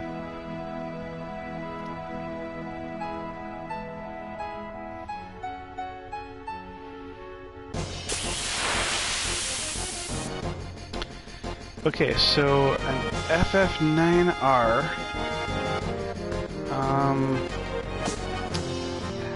I think now here's the thing on that. I know from talking with people online that Final Fantasy IX was the first group of homework that they really held on to, I think. We've already seen an HD remaster of 10. We saw an HD remaster of 8, but I really think that they didn't keep very good records of 8. From what I've heard in the popular online theory is that all of the games up until even through 6, 7, 8, there were not updated records that were kept. Obviously they kept some kind of records. They kept something. Or they were able to go back to playable copies of their game and port them onto newer softwares and somehow get back inside of the gaming engines and tweak them and make them better. But I think Final Fantasy IX is the first one where they like saved a whole bunch of their game data and did so good. I could be wrong. 9 could also have fallen victim because PlayStation 1 is an entire era, right? So it would make sense if they just weren't planning on doing sequels for the entire Final Fantasy on PS1 era. You know, it would make sense. So I don't know if how easily they will be able to make a 9 remaster. If they do, I mean, take my money. I will buy it. I will play it. I mean, no questions asked. I love this game so much. I will definitely play Final Fantasy IX Remake. But I would like to see an actual Final Fantasy IX sequel more than anything. I have like a plan in my head that I think could really work for a sequel to 9, because there's still so many things we don't know. We don't know why there are so many Vivies at the end. We don't know why, what happens to Amarant. Amarant's whole story is not very well explained. I would like to have a sequel game with Amarant as the main character from his perspective of the story, so that it sort of like makes sense that he was not very well developed in Zidane's story, the original. I want it to look like the original was always supposed to be Zidane's game, and the sequel was supposed to be Amarant's game. I want to dive into the characters of Lonnie, Beatrix. I want to see how Beatrix and Steiner move forward with their relationship, with ruling Alexandria. Oh shoot, Tifa died, because I'm not paying attention.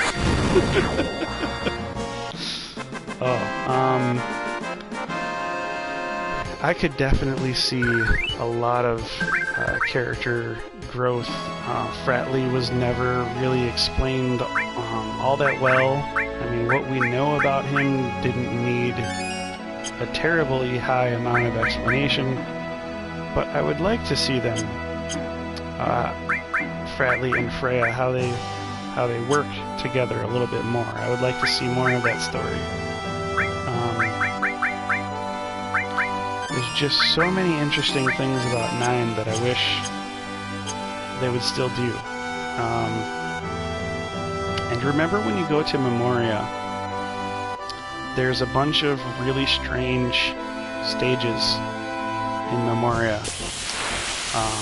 They all look very cool, very outer space, very twisted and mysterious. It's a really cool place to be. But one board in Memoria,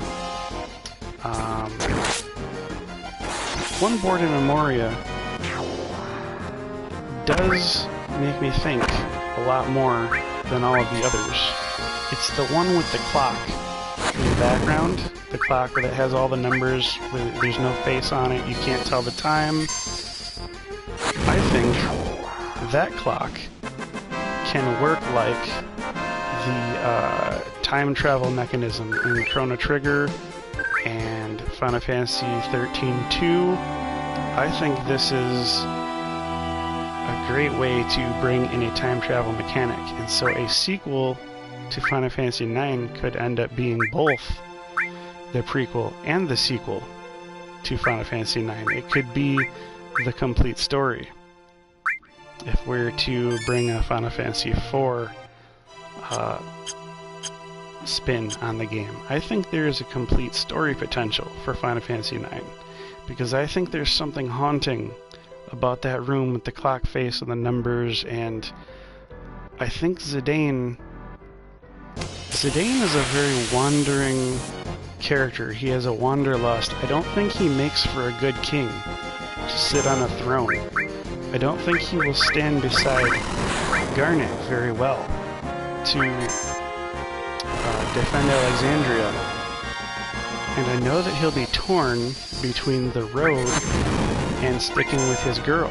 And I know Garnet wants to be with him, but I also think that she will be torn between going with him and staying with her Kingdom of Alexandria. And she says in the original Final Fantasy IX that she does not feel like the queen. She does not feel like the leader of her people. And of course, they explain to her, you know, they get her feeling back in the mood of being the queen and being in control, but I think that's temporary. If you're to ask me, you know, StiltzkinKupo, write the sequel to Final Fantasy IX. In my version of the story, she does not stay the Queen of Alexandria. She abdicates the throne to Beatrix because she feels like Beatrix was supposed to be the queen all along. And so now it's the story of how will Beatrix and Steiner be king and queen together? And how will that power dynamic play out? And how funny will that be? And how can you go into the past and see how they first met? And, you know, they had fights. I heard they had a sword fight where Steiner won. And then by the time we're playing the game in Final Fantasy IX, she is far stronger than Steiner could ever be. So what's the love-hate relationship? I would love to see that explored. And I think Garnet goes back on the road with Zidane. And I think they're a traveling couple. They wander around, they use the clock in Memoria to turn back the time, turn the time forward, and do lots of Back to the Future types of things. And it explains everything about Vivi, everything about Freya and Fratley and Lonnie and Amarant, and even Queen Brain herself, Kuja, Mikoto, which is Zidane's sister. I think you could even bring in some characters that were not in the original Final Fantasy IX, but I also... Yeah, I'm really excited about the potential for Steiner and Beatrix to have a very love-hate relationship in all the prequel content to Final Fantasy IX.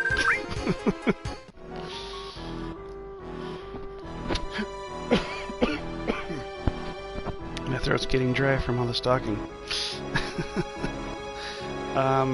But yeah, I definitely would rather see this type of a sequel, prequel, time travel expansion on the narrative of Final Fantasy IX before having a Final Fantasy IX remake.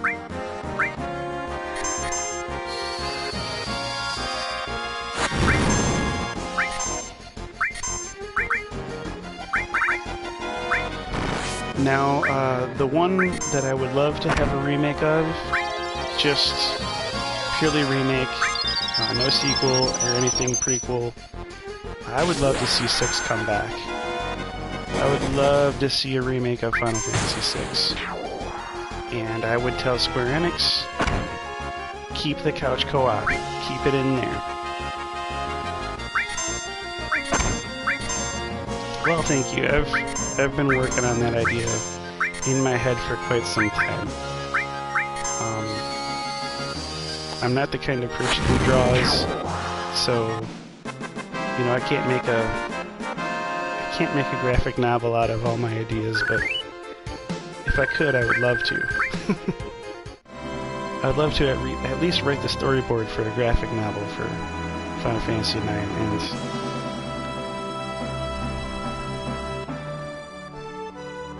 yeah, it would. I would love to play it. I'd love to see it done.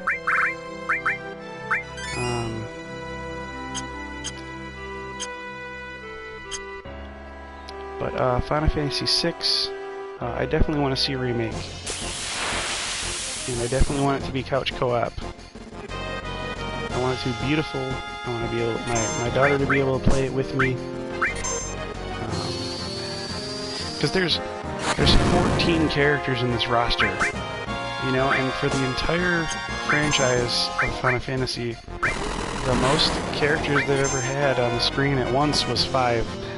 In Final Fantasy IV, you could control 5 characters. Why should it be that limiting? Why should it? You wrote a fan fiction of 7 and 8. Well, that's cool. That's very cool. I wish, I think I do have the start of a chapter of like a dialogue of Zidane talking about the clock in Memoria, like how he would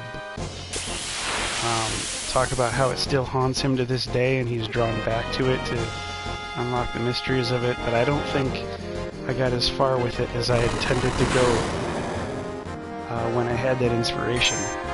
So that's really all of it that there is. But if I was to go back down that field of dreams, I could probably pick up where I left off, and I could... You couldn't draw it all, so it was sort of like a... just like a screenplay, like did you try to draw it and it was bad? Because, I mean, my drawing is so bad that I wouldn't even attempt to draw it. I knew it was going to be too bad, so I never tried to draw it. But if you had tried, you at least had more courage than me when I was younger. And I would applaud that.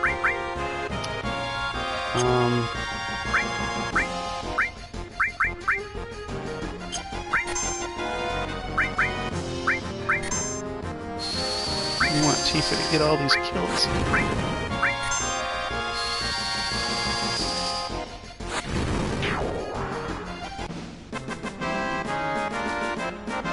But yeah, I think every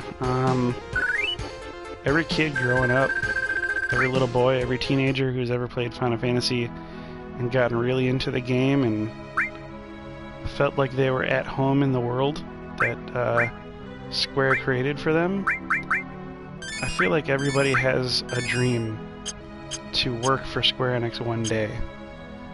And I think it's a far-off, fantastical dream, but I would love to see what products could be made if just an average guy was taken off the street and given an ability to say, you know, this is what I think should be in there. And if Yasumi Matsuno says something about how much of a democracy it is, I believe it. I believe that just because you have the opportunity to say what should be in the game doesn't mean that everyone's gonna go for it, you know, but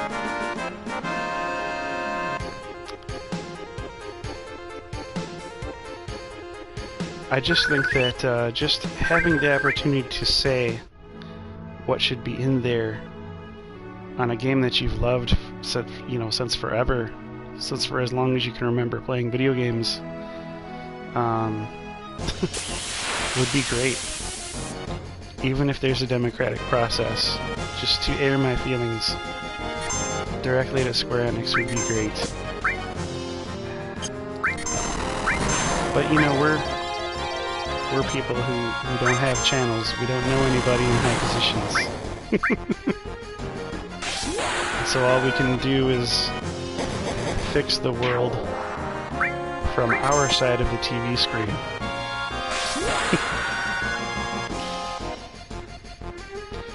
A prequel of the first Final Fantasy, that's pretty sweet. Like with Noah, the mage. I mean, that's interesting. I could get into that. Anything that gives a name to a Final Fantasy 1 character, because I mean those were just classes. That was a Dungeons and Dragons simulator in the style of Final Fantasy is really what that game was. And there were no characters. Anything that actually establishes who the characters are, their name, their looks, their story. I would love to see a version of Final Fantasy 1 to incorporate all of that stuff. Like they did with Final Fantasy 3 when they brought it to, what was it, the DS? I thought it was great that they included Lunith, and Ark, and Refia, and Ingus. They gave all of those little onion knights a purpose, and it wasn't the best narrative, but it was something. I think it's easy to sit back and say, oh, I could have written this better, you know, blah, blah, blah, blah, blah, but I mean, it's just great to have character. It's great to know who they are, to know their personality. My criticism is very light on the remake of Final Fantasy 3. And I think that's a good reason for you to make your own prequel for Final Fantasy 1. I like all the Final Fantasies that have more characters. I think there's certain games out there, like, say, Suikoden is legendary for having, like, all these hundreds of characters or whatever. I don't think Final Fantasy has to go that far. You know, maybe 20, 21 characters is starting to get to be maybe too much. You know, but you had 14 in Final Fantasy 6, and I never felt like that was too many. I felt like that was getting there. I felt that we were starting to get maybe a little bit bloated, but it was still roomy, it was still comfy. I could have done with a little more silliness, maybe. A little more straying from the path. But like I was saying, with Final Fantasy VI, skill traits are good.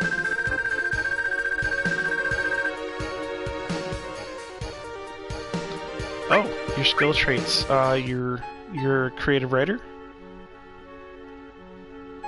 Because that would be another thing that we share. I'm a creative writer too. I used to do poetry. It was all very squall and emo.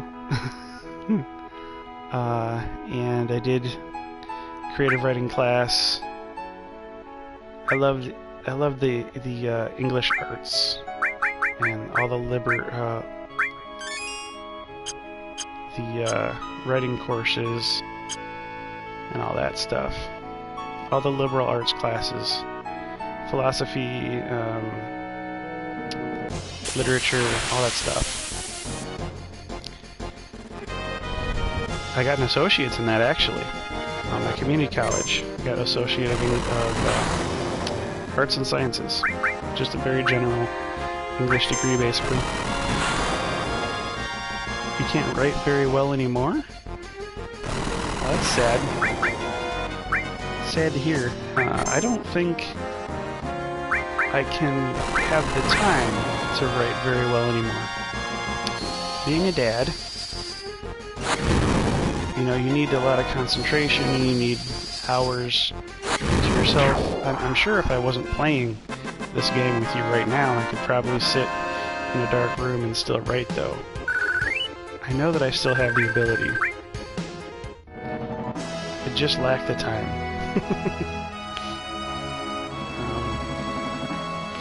But yeah, I mean, there's no reason... Final Fantasy IV had 5 players in your fighting party. There's no reason you had to stick with 4 on Final Fantasy VI. Just because that's the way they coded the game. They said, no, we're going back to 4. And it's not something I'm mad about, but, you know, why not 5? We handled 5 when we played Final Fantasy IV. We handled that alright. And the more characters you have on the screen, the more need, the more reason, so it's logical to do couch co-op. Let's say if you have 8 people on the screen, and there's a front row and a back row. Now you have... Oh, you like the Ninja of 6 Shadow? Okay. But like if you have 8 people on a screen, right? They'll say, oh, that's too much. Yeah, maybe it is too much for you to personally keep track of all by yourself, you know, whatever. But all of this new technology they're bringing with Gambit systems, like in Final Fantasy 12, you can switch players to automated modes. They should have, you know, if you have a front row, that's the row that you control. Those are all the characters you can switch between. Your back row is all of the characters that run on auto. Those are all your... this character is really only good for finding treasures and throwing potions at your party to keep them alive.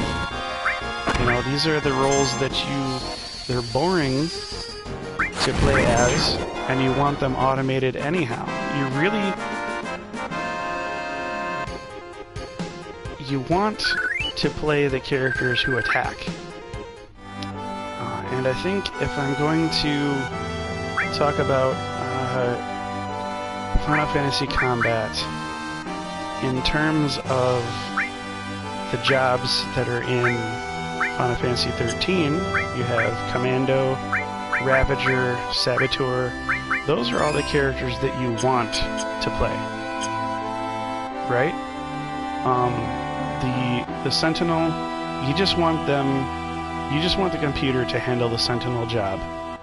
You know, the Medic, you just want the computer to heal you. You just want the Synergist, you want the computer to do all that too.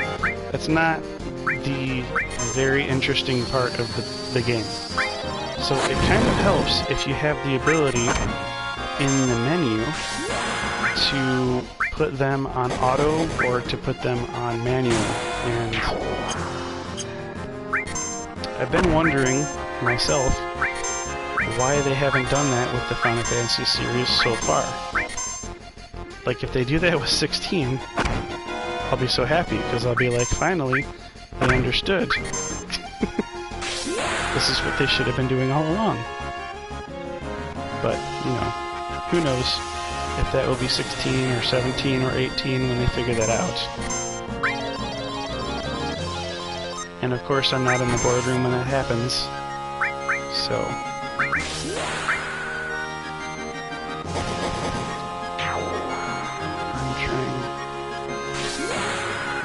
Okay, so couch co-op with one player being Ghost Train Yard.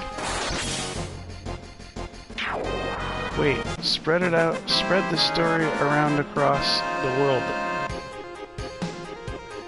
Lot character. Okay, so couch co-op with one player playing Ghost Train Yard, player 2 be playing Leon on Trying Terra at once.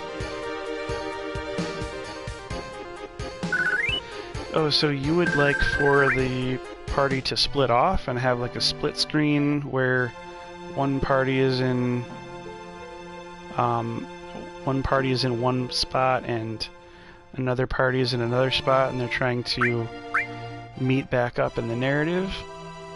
Is that what you're talking about?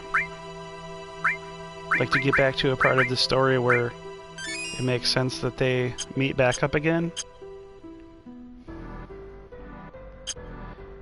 Trying to understand what you're talking about. Yeah, okay, I mean, yeah, that makes sense. That would be cool too. It would be hard to... It'd be hard to have a balance, though, about... Let's say the party does split up, okay? Like in Final Fantasy IX. And so then one person would have Garnet and Steiner and Marcus, and the other person would have Zidane and Vivi and Freya and Quina.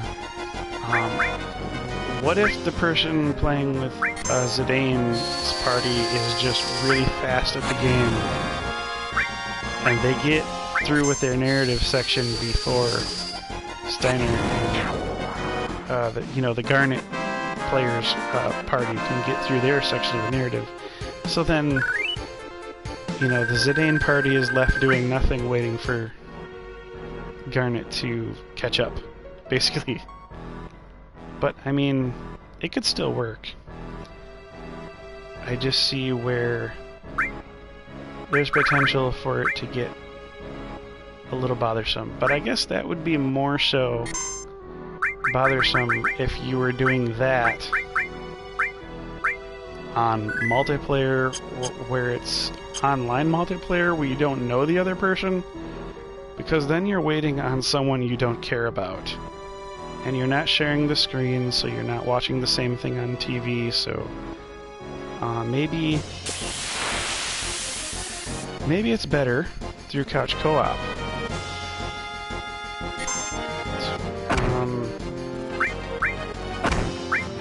maybe it's better, because then you're sitting next to them.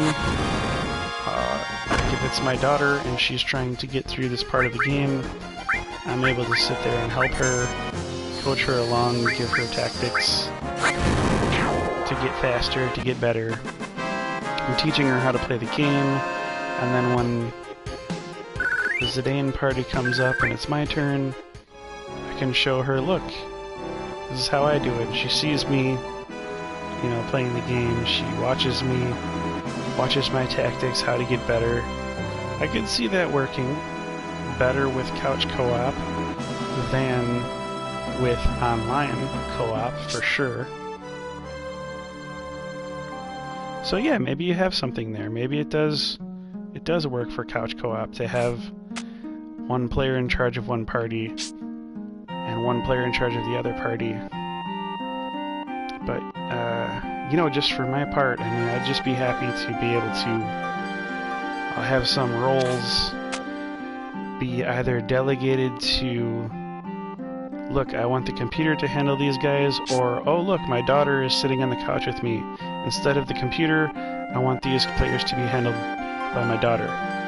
So, you know, there would be in the menu screen when everybody's lined up, in the triangle menu, you know, like this. Like by Cloud, to the left, up near the top of his picture, it would say Controller 1. And then it would say Controller 2 for Ares, and then maybe it could say Computer for Tifa.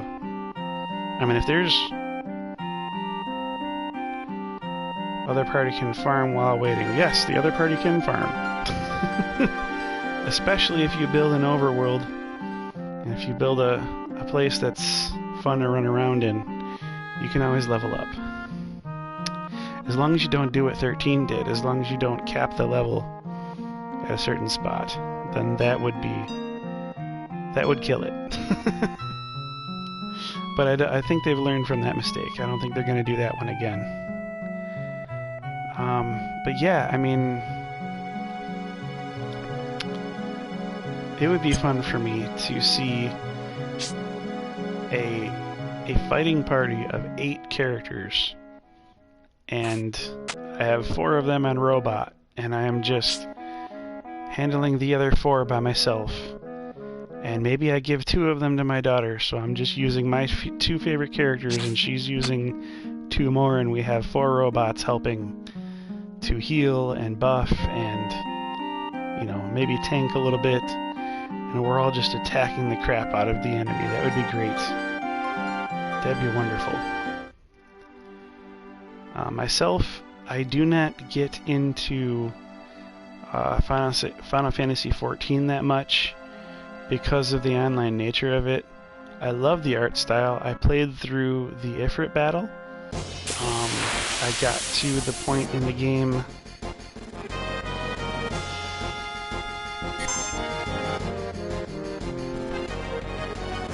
but you're massively under-leveled when you beat 13. Oh, okay, well,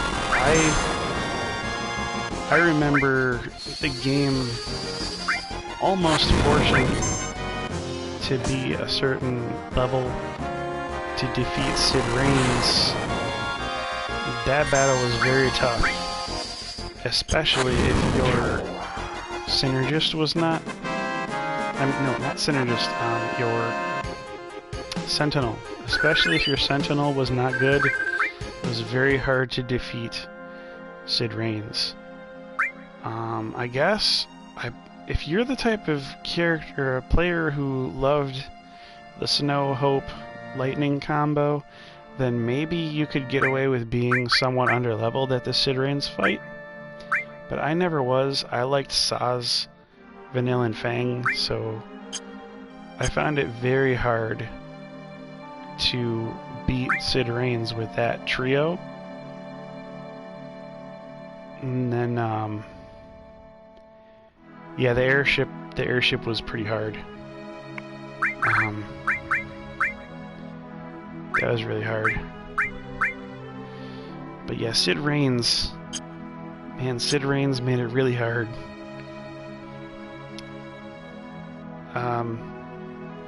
After him, the difficulty spike went way down. Like, he was a huge spike right in the middle of the game. Getting down to Pulse, it was hard, but it was...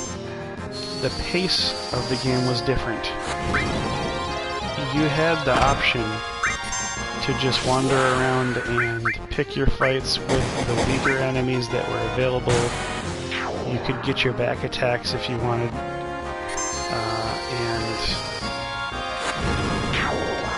the Afro guy, yeah, that's Saz. Okay, cool. So, I mean, I like him too. I think he was the best synergist. He was never as good of a Ravager as Hope was, and he didn't have all of the area of effect synergist spells that Hope did, but because he had them on single target, especially Haste, he was a faster synergizer, I think, than Hope ever was. I really liked Saz. He was a good character. Man, I am not getting these level 2 limit breaks for Tifa here. It's not happening.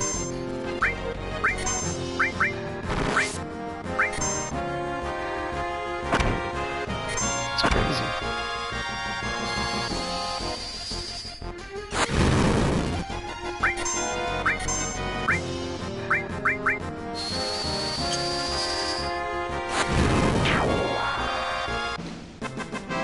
Tifa.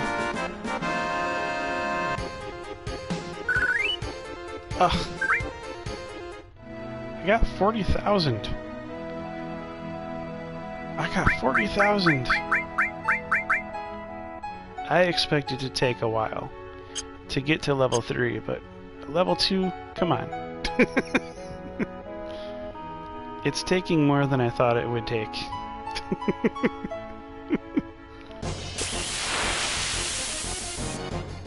I've also not been completely paying attention this whole time.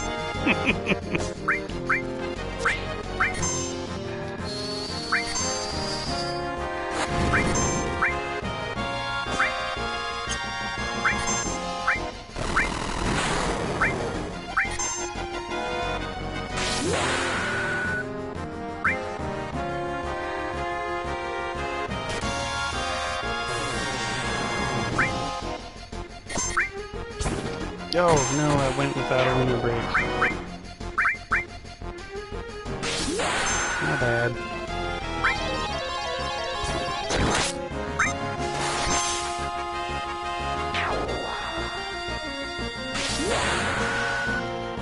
Oh yeah, I still have to buy the vacation house. I forgot about that, you're right. That is gonna be quite an investment. Yeah, I'm gonna get Shinra Cottage. I'm gonna do it.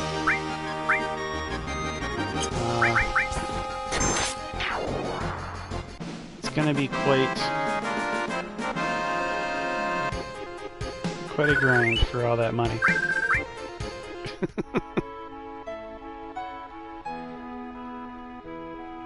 Let's see. Well, at these levels, I should have no problem with the rest of the gameplay. I mean, this is...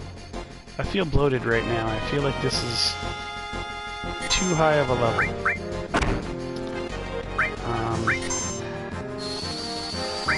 But, I mean, hey. I need to make the money somehow, right?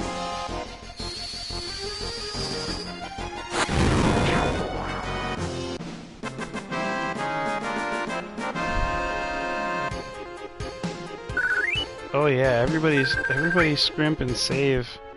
Stay at the cheap motel, stay at the free motel, because we gotta buy that house.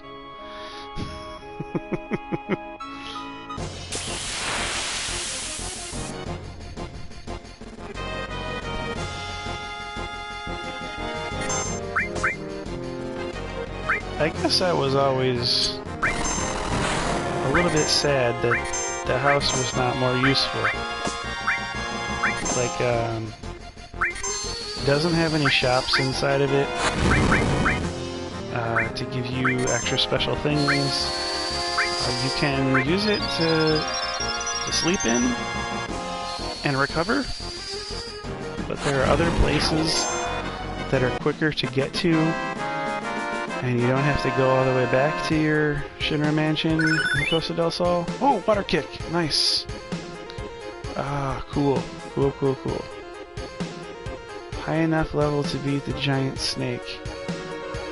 Oh, yeah. I'm gonna beat the giant snake. I'm gonna do that.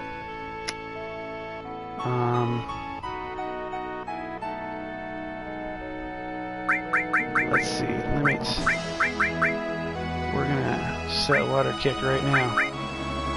Half of limit level just wasted. That's fine. I'm good with that. We're gonna put Hyper on Tifa. And we're gonna put Hyper on Aries. And Cloud, why not? We're hypering everybody.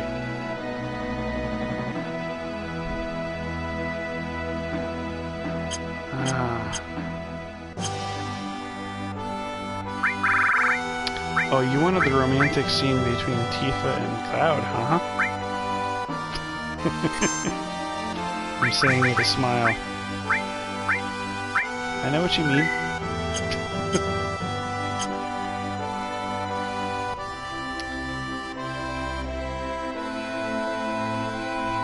Well, some guys,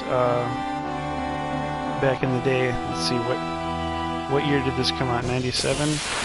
Some of us wanted to see Cloud with Tifa. Some of us wanted to see Cloud with Aries. Some of us wanted to see Yuffie.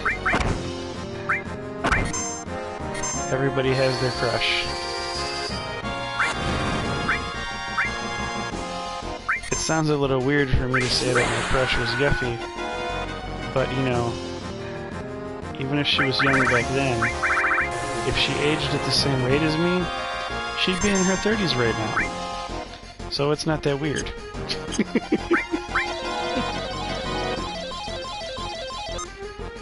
Oh, I got 2 misses in a row. Oh, I suck. Oh,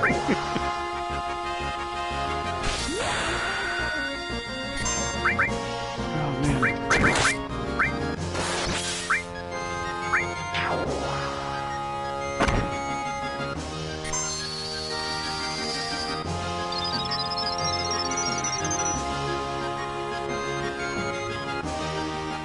Oh, okay, so you beat the snake crossing the swamp for the first time. I could see that. I could see being that good at the game. For sure. Yuffie was older than you back then. That's cool. Yeah, Yuffie was younger than me. I think she was like 2 years younger than me when the game was, when I played played Final Fantasy VII, I was 18, I was a legal adult, and I remember thinking in high school, it's so wrong for me to like a 16-year-old because she's a minor, and I can't like a 16-year-old.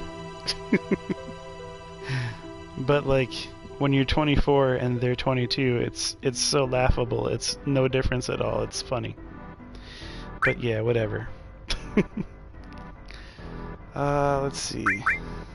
We're gonna need some healing.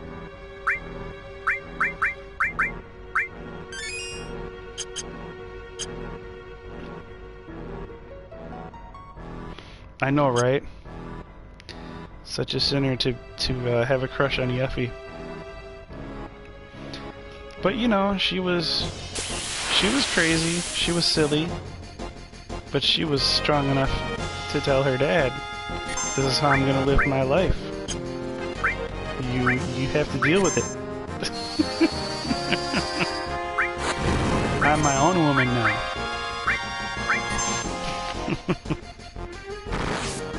Oh wow, even Aries has 1000 HP now. That's crazy. I didn't realize I was getting this high. We almost have enough to fight this Midgarzolem. I could maybe not put elemental fire on my armor, and I could still take beta to the face. If I just get 100 more HP on Cloud. I never thought I was gonna level this high before going back to get beta off the Midgarzolem. But it's taking longer than I thought to get all of these limit breaks.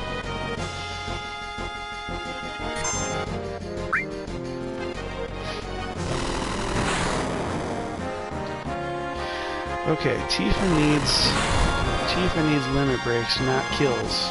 So we need to make sure that we're curing with Cloud.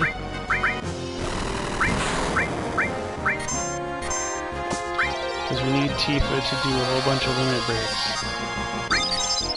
I'm not going to have any kills without limits happening.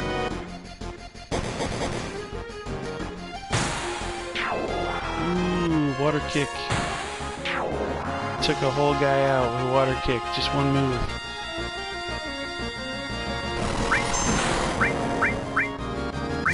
Cloud can cure areas, and then Ares can do Fury Brand.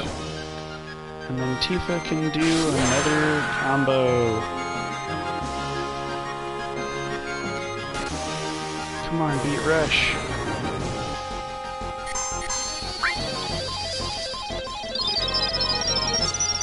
Yes, all 3 years.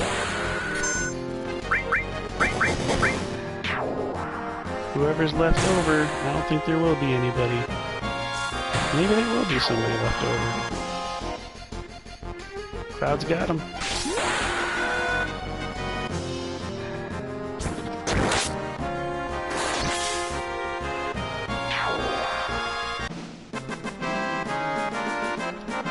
Sweet.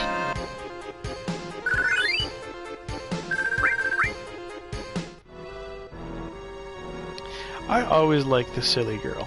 If there's a bunch of different girls in the Final Fantasy game, yeah. That's how we roll on those limit breaks. But I liked Yuffie, I liked Selphie, I liked Vanille. I always liked the crazy silly girl.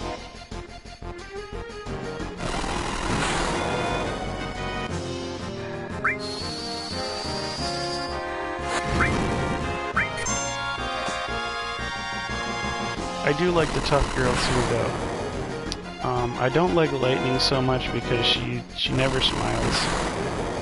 I like Beatrix though. I like Celes in Final Fantasy VI.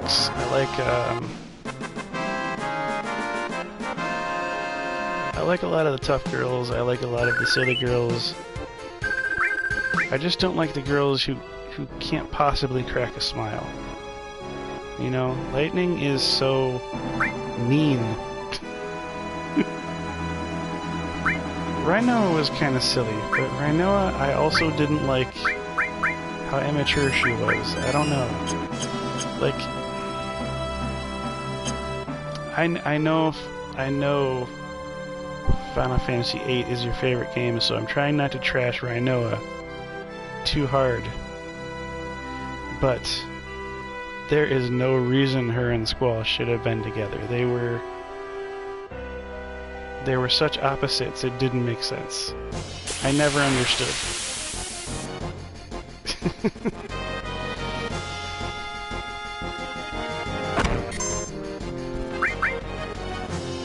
But, you never liked Lightning at all? No, yeah, I didn't.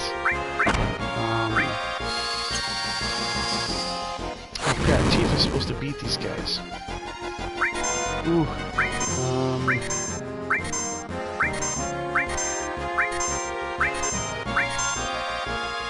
Tifa actually, Tifa needs limit breaks. She She doesn't need kills, she needs limit breaks. Alright, Tifa, let's do a limit. Oh no, oh. I liked Fang, because she was tough. Fang's a good character. I liked Freya. She was tough. I don't know. A lot of the ladies who they like to pick for the main character are the ladies that I could maybe do without. Like, you can't have a story without Rinoa, but Rinoa is my least favorite girl in Final Fantasy VIII. You also can't have a story without Garnet, but Garnet was probably my least favorite character in Final Fantasy IX. So I don't know, there's something about the very moody people I just never liked. And that's true of Squall, and that's, you know, true of Noctis, whether they're male or female. I never liked the very moody people.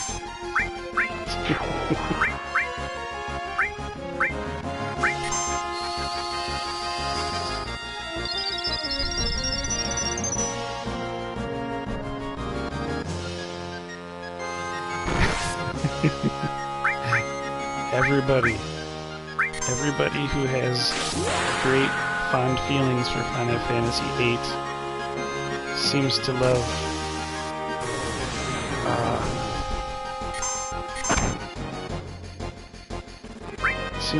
Rhino and Squall.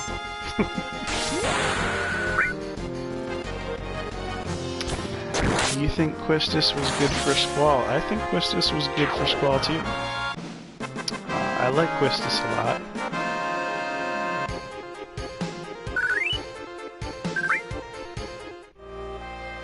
She was tough, but she was also vulnerable. She didn't... But I don't like moody characters. Okay. Well, Rhinoa was a moody character. I'm sorry to say. She was silly. She was also moody.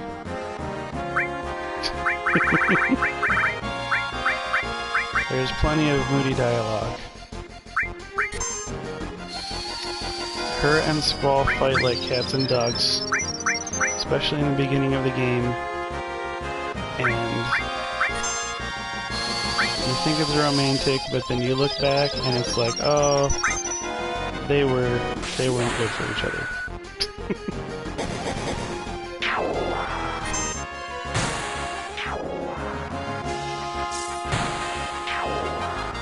Let's see. Oh, they're all dead. Wow.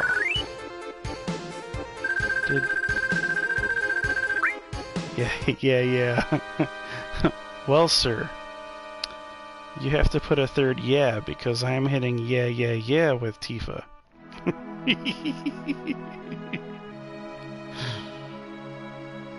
Oh, man.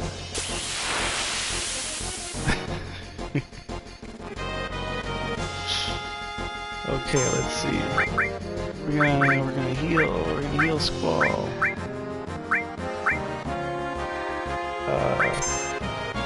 Need FF8. Oh, you haven't played FF8 as an adult? Really? I'm surprised because you've beaten 7 like 30 times. I would have thought for sure your favorite one you'd go back and play as an adult. Let's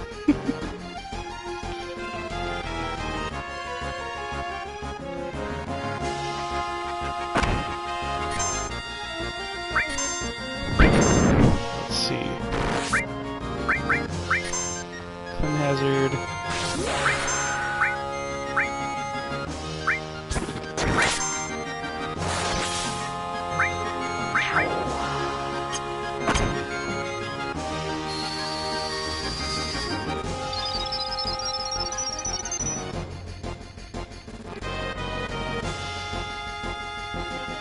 Okay, in your lower 20s. Alright, I see.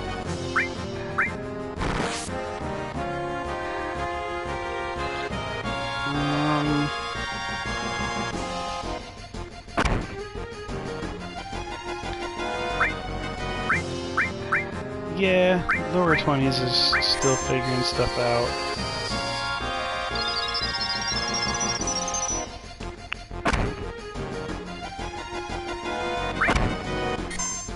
I feel differently about a lot of the characters now that I'm a father and I see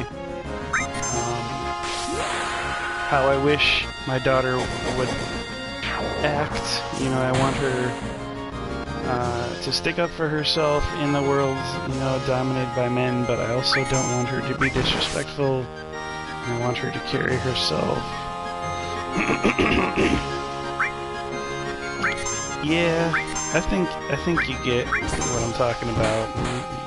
You change, you grow as a man yourself, but then also, you know, just being older makes you see the games differently. And like Yuffie, Yuffie worries me because the older that I get, like she is very she's very she's very disrespectful to her father. She talks back to him quite a bit, and I don't want my daughter to see that and say, "Oh, that's great," but then again, here I am saying Yuffie is my favorite character, and it's like a catch-22, you know?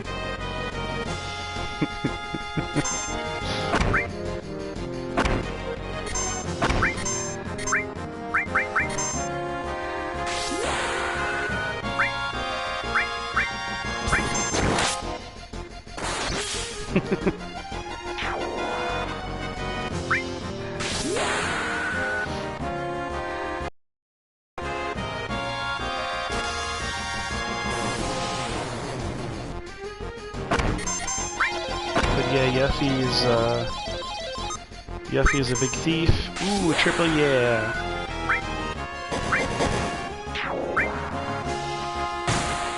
Yuffie's a thief, and this is how she pays her bills. And I don't want my daughter to think, oh, I can just go and have no job and be a thief and steal for a living. That's not okay. Nobody should decide to be like Yuffie.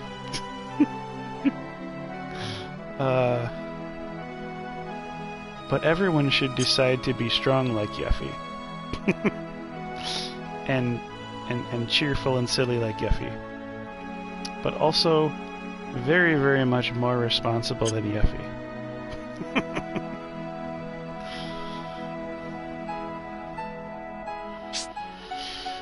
Oh boy. I think we're on the last character who needs to gain some limit breaks.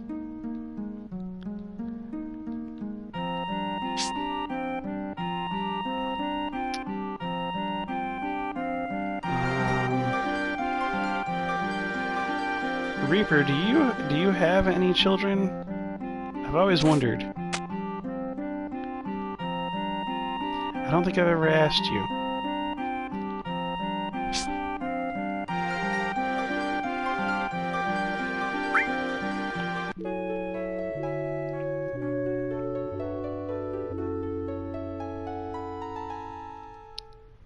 And if I have asked you, I'm sorry for asking you again.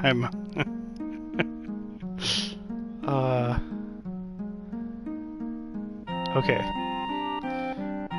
I may have not asked you before. I can't remember. But it's one of those things, you know, everybody says, do it, it's the best thing ever in the world, and then your kid makes a huge mess and throws things all over the floor. And then you say, oh, everyone said this would be the best, huh? Oh, everybody says kids are the best. And it's like a big joke, you know. But, it really is. It's fun. It's fun being a parent. It's not 100% fun all the time. But it is fun.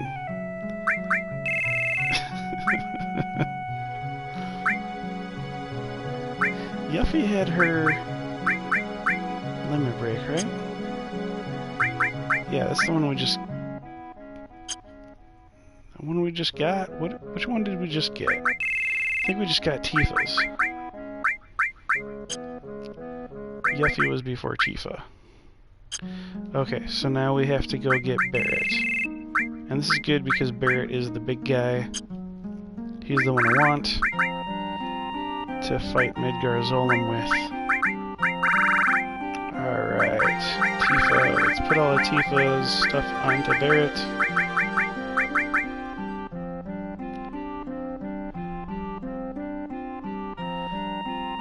Oh, hey. I think my daughter knows. She's my favorite some of the time.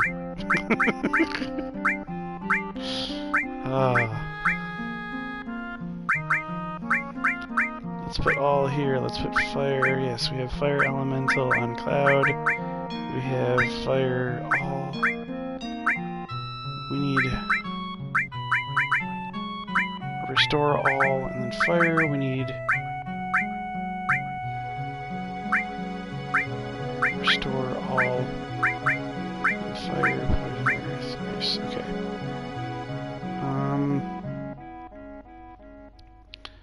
She'll make bigger messes, and I will have to clean up. Well, that's only true with one of my daughters. If my 18-month-old makes a bigger mess, then yes, I'll have to clean it up. But if my 8-year-old, hey, you be more responsible, you clean up your mess. I don't have to clean that one up.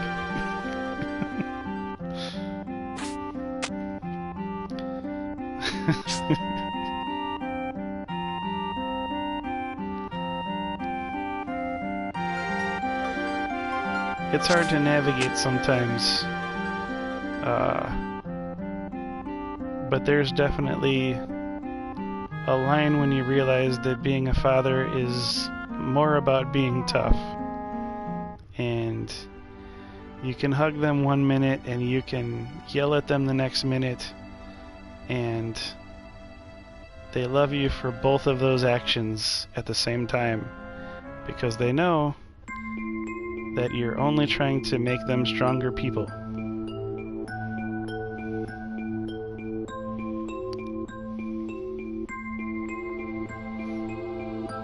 But it can be something that makes them want to pout and cry when they're not used to it yet. You have to go slow, preparing them for the rest of the world.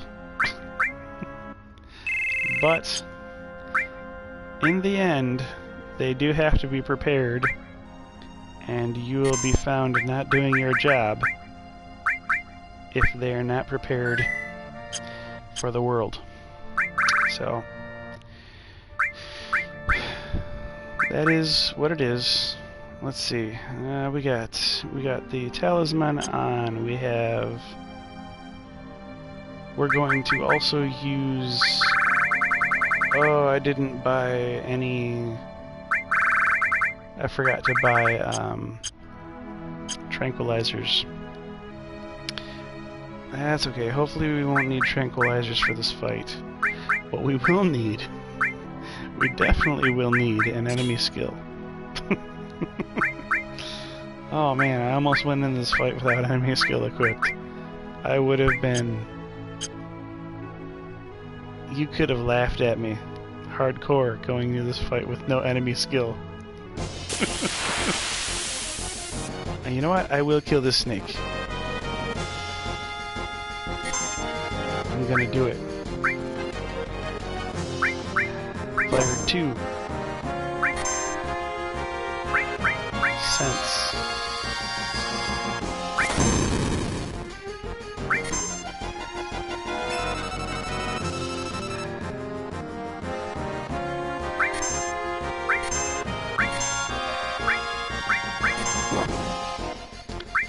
Now we need to get bio.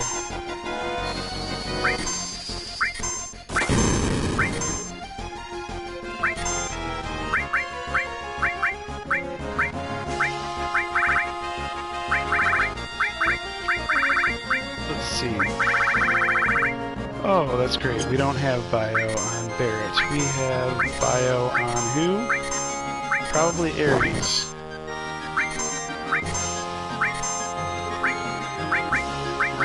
But yep, bio is on Ares.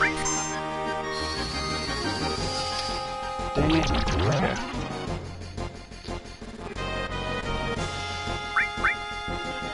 He's not at 2,000 yet, so we still have to go with some magic. This is the scary part, yes.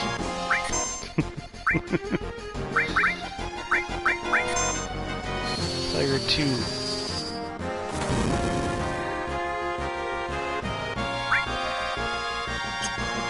Okay, so we're down below 2,000. We need Cloud to cure everyone. Cure 2.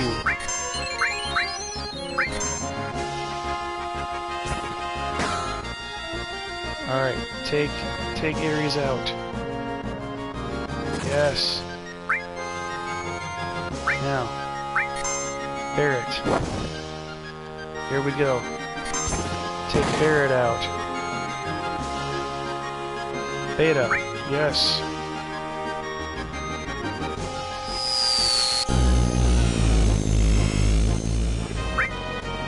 Magic. Cure 2. Everybody. Oh no. Barret's dead. Oh. He's Cure 2ing himself.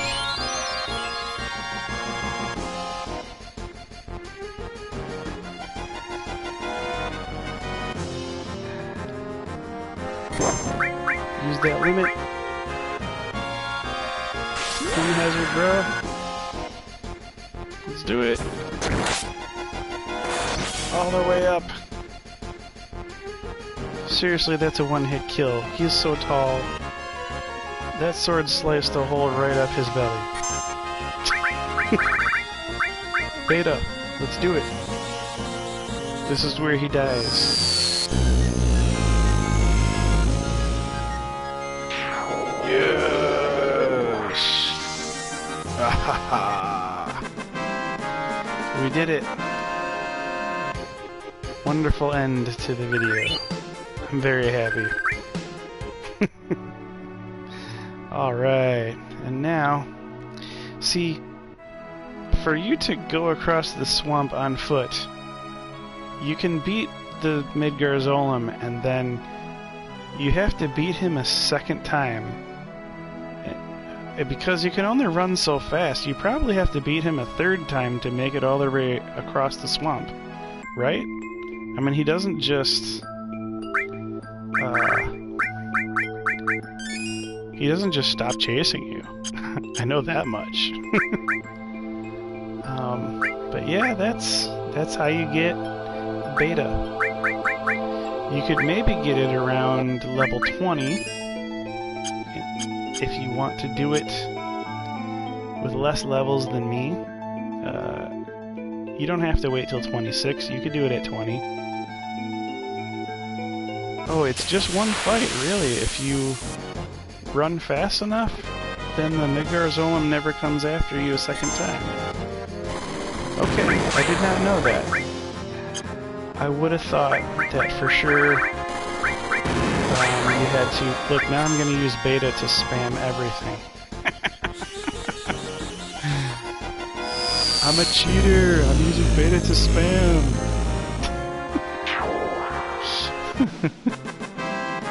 Well, that's good to know. I would have thought he'd have caught up with you a second time trying to make your way across the swamp. I'm glad to hear you don't have to fight him a second time. Let's see. So, what am I going to do? I'm probably going to... Well, let's go back to Fort Condor, because I got to buy more hypers.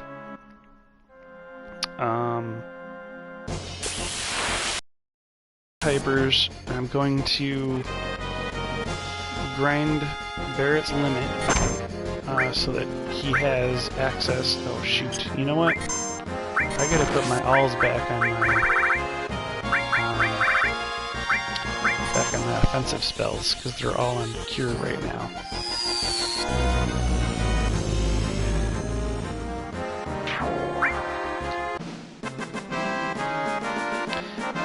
I promise I won't just be spamming beta all the time. Okay. Let's see, materia. Let's go to all of the materias. Arrange. Let's get fires back in the all slots.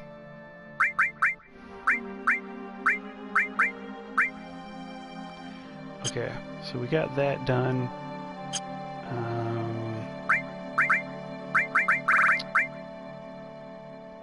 Remember when Beating was super excited and then he's shown up? Yeah, he shows up a second time.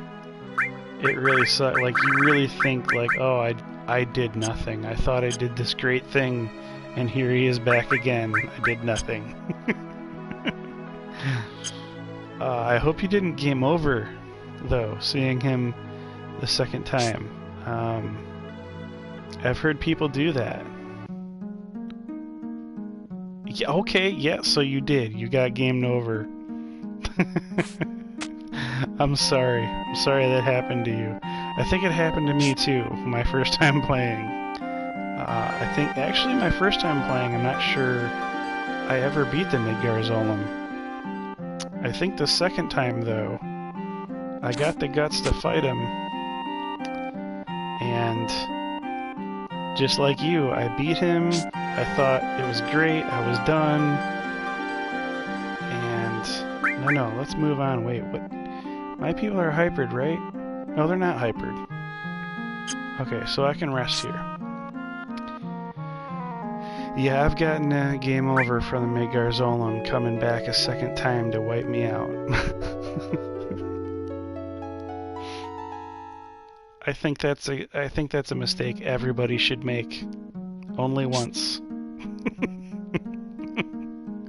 It builds character. It's like a scar.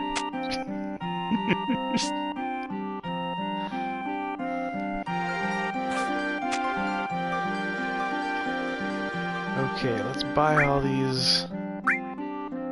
Oh, I got 60 potions? I could sell some of those, man. Okay, let's buy 20 hyper. Sure, we'll buy 20 tranquilizer. We got a bunch of money now.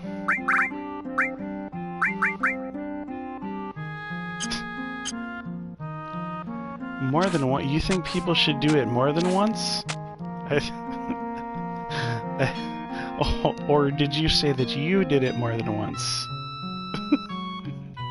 Because that's funny, man. I did that one time. I let that snake get me. I said, nope, that's never happening again.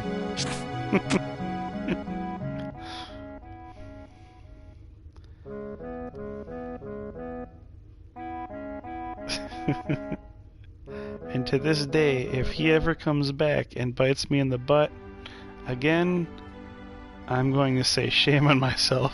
I didn't learn anything. Okay, let's see. Let's save here. We're back in the forest. I can grind out Barrett's second limit, and I don't believe I need to do that on camera. I do believe it is my bedtime, and I need to end this stream. But it was very fun spending this time with you, Reaper. And if anybody else wants to join in the fun, I'm very happy to have a couple of more people. It's easy to get crowded, but I mean, 2 or 3 people, 4 or 5 is kind of nice. I don't want to be like I guess I would be confused if I had 100 people trying to talk to me at once. But it is very fun to have people to talk to. You know, it makes grinding fun. You don't think about it. Makes it easier. And so thank you for stopping by. This is StiltzkinKupo84. representing Cat and Fam Gamer TV. Go ahead and hit the like and subscribe if you haven't yet, and watch out for my daughter's Fortnite videos and Minecraft videos, and maybe some Final Fantasy of her own. And I'll see you guys in the next video. Later.